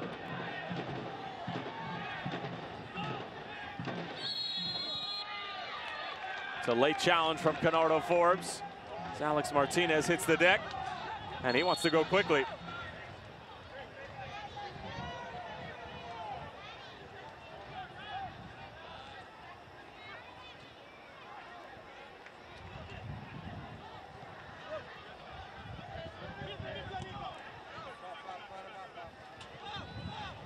Bilal Duckett. Watson finding a window for Cordell Cato. Pushing it out wide, Sam Vines. Back for Cordell Cato. It's an interesting move from Charlotte. Cato cutting it back, but running out of real estate as he was closed down quickly by Jordan Dover, and Hugh Roberts picks up the pieces for Pittsburgh. Deep throw in though for the Jacks. Vines gets it across, Herrera the diving header. Terrific idea. Dan Lind launches it the other direction. Starting at $153 with 17 action-packed USL home games, memberships are now more affordable than ever. Call the Charlotte Independence front office or visit charlotteindependence.com to learn more. Cato gives it away. It's Romeo Parks looking to make the most of it. But just bumped off the ball and bothered him just enough so that he could lose possession. Herrera.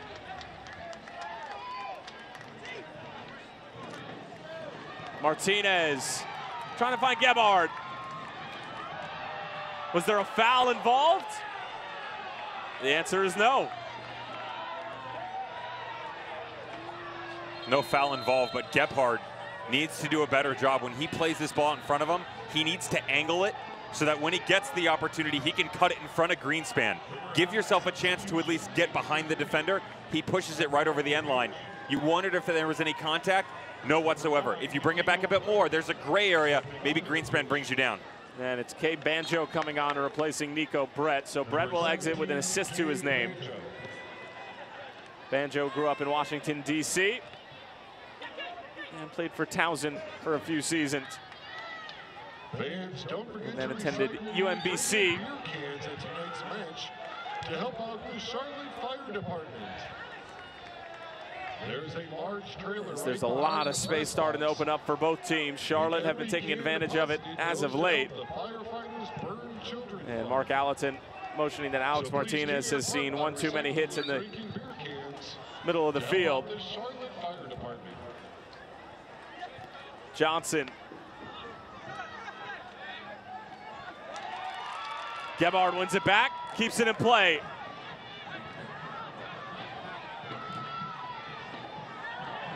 And the foul's going to go against Alex Martinez, and that's the right call. He's going to argue it, as will the fans, but he just completely submarined Thomas Vanke is ill, and he has to jump in that situation. He's wrong here. Thinks that he can step over and maybe get a shoulder charge in, challenge Vanke is ill, but that wasn't the case. He bridged him, gets right up underneath. Both of them going into the air. Martinez's momentum carries up underneath Van Kiesel. You got to look. That is dangerous. When you're coming out like that, you never know exactly which way you're going to go once someone steps underneath.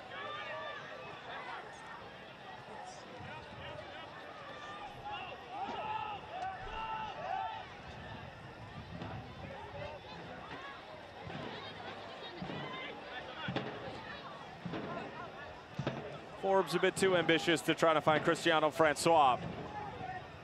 All three substitutes have been exhausted for Mike Jeffries. Bob Lilly, same story. So these are the 11 for either team that you will see for the remaining 5 minutes or so plus stoppage time.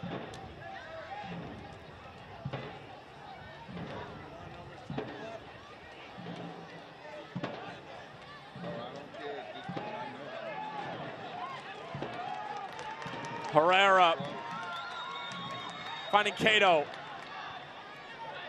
Cordell Cato back in, the header from Zayed. It's in for Charlotte. 86th minute, and it's the super sub, Amon Zayed. Jorge Herrera with the assist, and the Jacks lead in the final moments.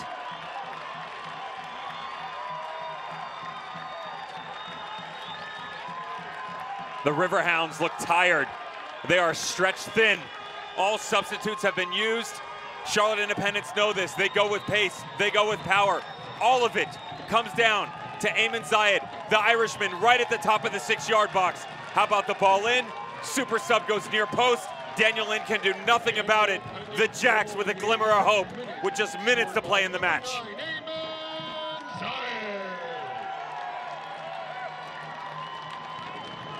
Amon Zayed coming up huge for Charlotte.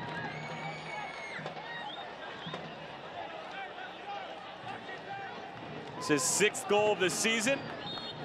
Jorge Herrera with his 4th assist of the 2018 campaign, which, as Devin just mentioned, still has some hope. They're not getting any help from around the Eastern Conference, as North Carolina FC is still clinging on to that 3-2 lead over the Richmond Kickers, and New York Red Bulls 2 has taken a 1-0 lead over Nashville. Jacks fans will be hoping for a draw out of that one, as both teams sit ahead of Charlotte. Plenty of time left in that match. The most important thing is they have done their job so far. You cannot have a letdown. We've seen them work so hard. They've gotten back into the match over the past few minutes. Mike Jeffries has played chess with Bob Lilly, with their 6 substitutions respectively between them.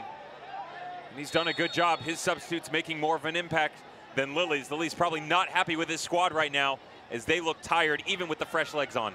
Well, the last time Mike Jeffries and the Charlotte Independents welcomed a Bob Lilly side, albeit the Rochester Rhinos, back in 2017, it was a 2-1 win. David Estrada had both goals. Joel Johnson trying to get back, shed it off by Romeo Parks.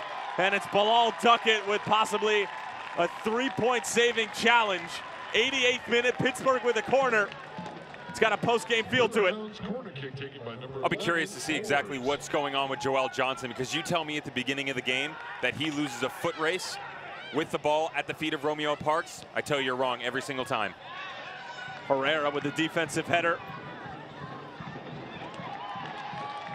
And he thumps it in the opposite direction. Daniel Lind well off of his line. Pittsburgh will surrender second place in the Eastern Conference table if they are to lose. And if Louisville hangs on, and that's a foregone conclusion as they're up 4-1. Forbes towards the byline. And it's going to be a foul against Alex Martinez. He's claiming that Forbes was grabbing onto his jersey. And a makeshift corner now for the visitors.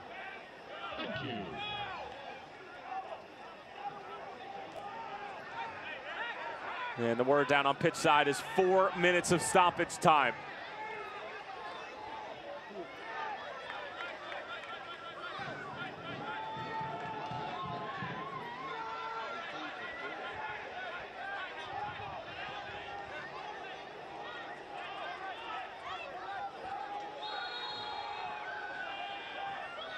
Forbes, won by Zayed.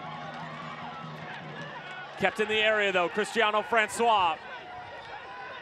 Knocks it out wide for Forbes. Looking to link up with Parks, and Joel Johnson this time gets the better of him. Herrera, how good is that? Over for Gebhard. Derek Gebhard with great pace. Cato, it's just a tad behind him. Gets it over for Herrera. Looking to finish off Pittsburgh, but not his best finish.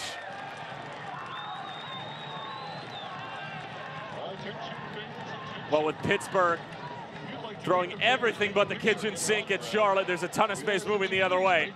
Credit to Gebhard. We saw the speed before. This time he gets the angle right against Francois. Cato oversteps it a bit, finds Father Time on the back post, cannot make his mark on the back of the net. Great assist earlier. Looking to close it out, just couldn't do it. And Gebhard sends it towards the corner. The fourth official making it official. 4 minutes to be added on at the minimum. 4 minutes of stoppage time. Once again, fans, remember only authorized personnel are allowed on the field after the game.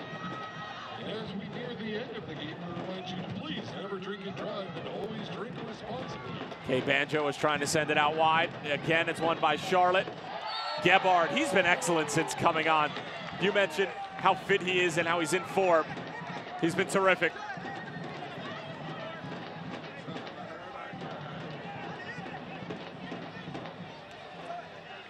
Smart by Independence to go slow here, and you do wonder off of that one ball at the top of the box. I mentioned how Gebhard didn't get the angles right when Joe Greenspan slid over. The next time around, my last challenge with Herrera on the back post, he did. Played a great ball in front of Francois in a negative space, as we call it, which makes the defender slow up or take the player down. Either way, you gain an advantage. And now Charlotte going to be shown a yellow card. It's Bilal Duckett specifically for time wasting. This was only a matter of time. See what you did there? No, you don't. You're so clever. You're so clever. Number 3, Duckett.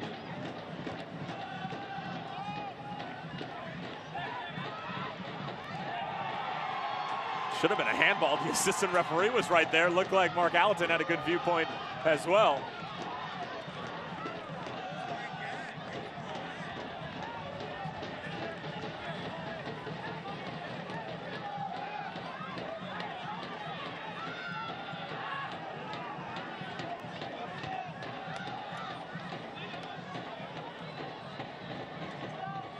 Mohamed Dabo, and Gebhard called for a foul. That's suspect, I'll say it for you. That's suspect, easily. Coming down the stretch, the referee has some questionable calls for both squads, to be fair, but especially leaning against the Jacks.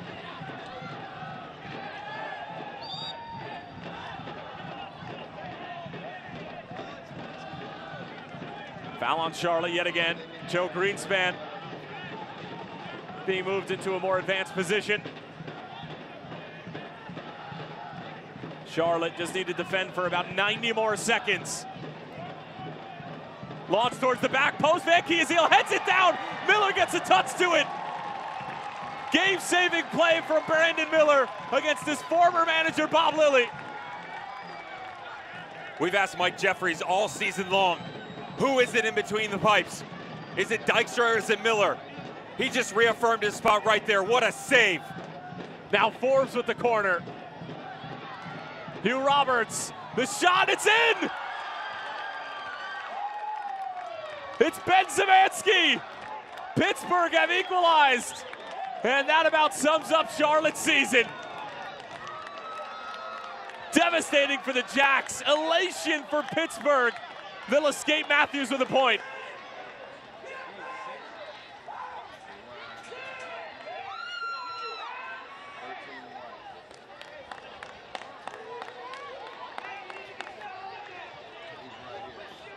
The audible levels in this place were maxed out just moments ago.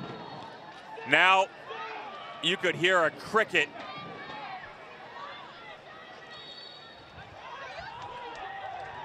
Foul against Pittsburgh. Still time for Charlotte to get the game winner. Drama galore here in the Eastern Conference.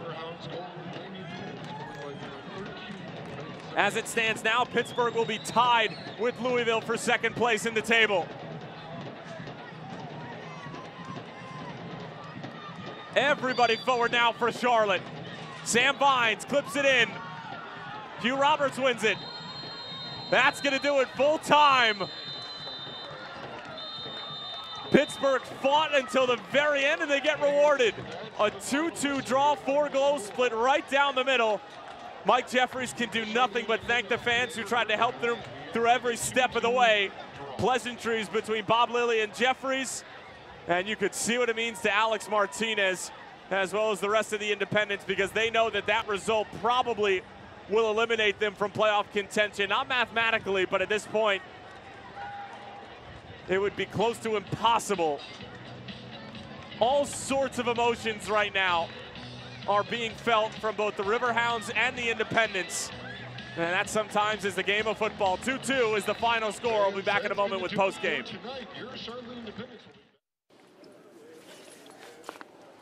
Mi tarjeta.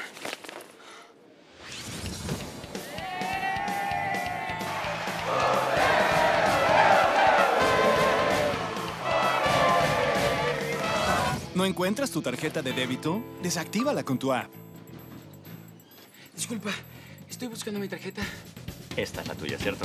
Sí. Y cuando la encuentres, vuélvela a activar.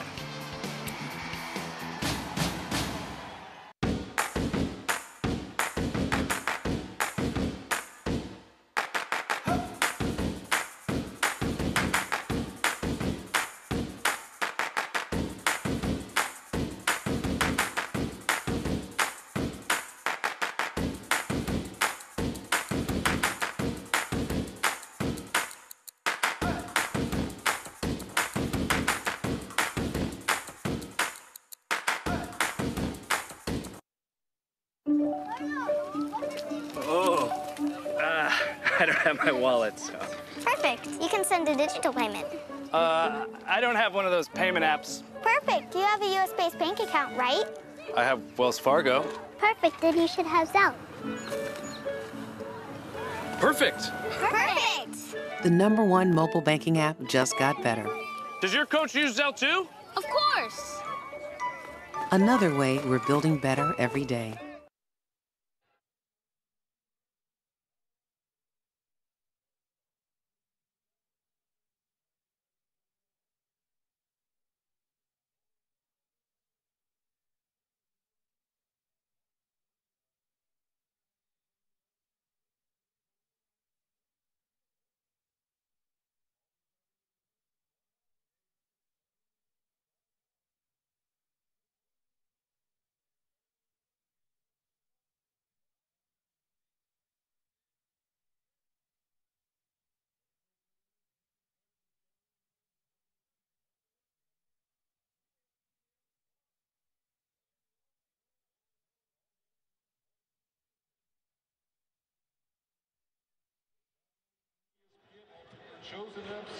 What a scene here at the Sportsplex in Matthews. Alex Martinez and the Charlotte Independents were just seconds away from garnering a huge 3 points that would keep their season alive and their postseason hopes afloat. But Ben Zemansky and the Pittsburgh Riverhounds had a few things to say about that.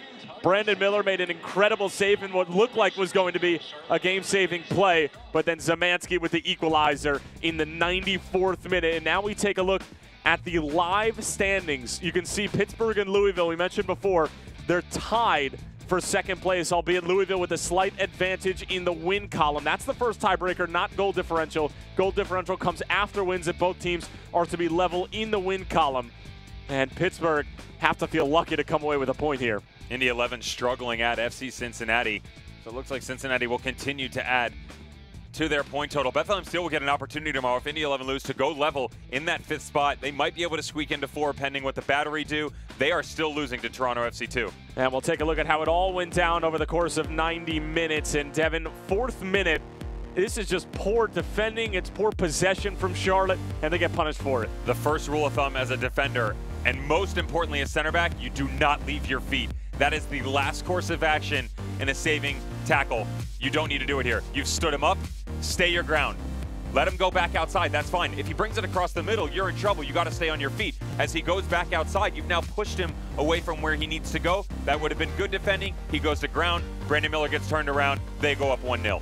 Romeo Parks with a terrific finish, just able to beat Brandon Miller. It was more the move that finished him off than anything. But then 19th minute, Alex Martinez and Herrera linking up, and it's Herrera with a dozen on the season, and we're level at 1. 5 out of the 7 passes in this collective effort right at the top of the box were all one touch. Jeffrey said if we were gonna have a chance, everything had to be quick, everything had to be calculated, and most importantly, it'd be one-touch soccer. And then Charlotte would continue to put the pressure on in the second half. Cordell Cato coming on as a substitute, and it's Amon Zayed in the 85th minute. Devin, it looked like it would be the game winner. Thought it was. Cato, little touch by Herrera. That was the biggest thing. That probably would not have gotten over the back line of Greenspan. Herrera gets a touch. Zayed finds the back of the net. And then, now you're going to wonder, have you finished? Have you quit? There's a glimmer of space right at the top of the box. Everybody looking around, they can't believe it. Brandon Miller, not his fault, could not see. Loads of traffic in front of him, and it all goes back. Should Jorge Herrera have cut that ball back? Well, you can see it from the fans as all the hands went on the heads from the Jackson Militia and everybody here at the Sportsplex at Matthew. Look at the Wells Fargo save of the game, and it will most certainly be the save of the week in the United Soccer League. Brandon Miller. This was 36 seconds before the goal. Brandon Miller saves what would have been the game-tying goal. Unfortunately, the Independents turned back around. They dropped their focus for a minuscule of a second. Pittsburgh Riverhounds make them pay. And Bob Lilly, the hat is off. And I'm sure a few expletives thrown in there as well. But his side have to feel good about themselves coming away with a point in a game that looked like it was gone. And 3 points were going to be taken from them, but they escaped the Sportsplex at Matthews with a point. The Charlotte Independents still not technically mathematically eliminated, but their chances have been diminished and then some. It was an outstanding night of football, and we appreciate you tuning in for our outstanding crew. My broadcast partner, Devin Kerr. I'm Tyler Terrence saying so long for now. The final score for Matthews, Charlotte 2, Pittsburgh 2. We'll talk to you soon. This copyrighted telecast of the United Soccer League may not be retransmitted, rebroadcast, or reproduced without the express written consent of the United Soccer League.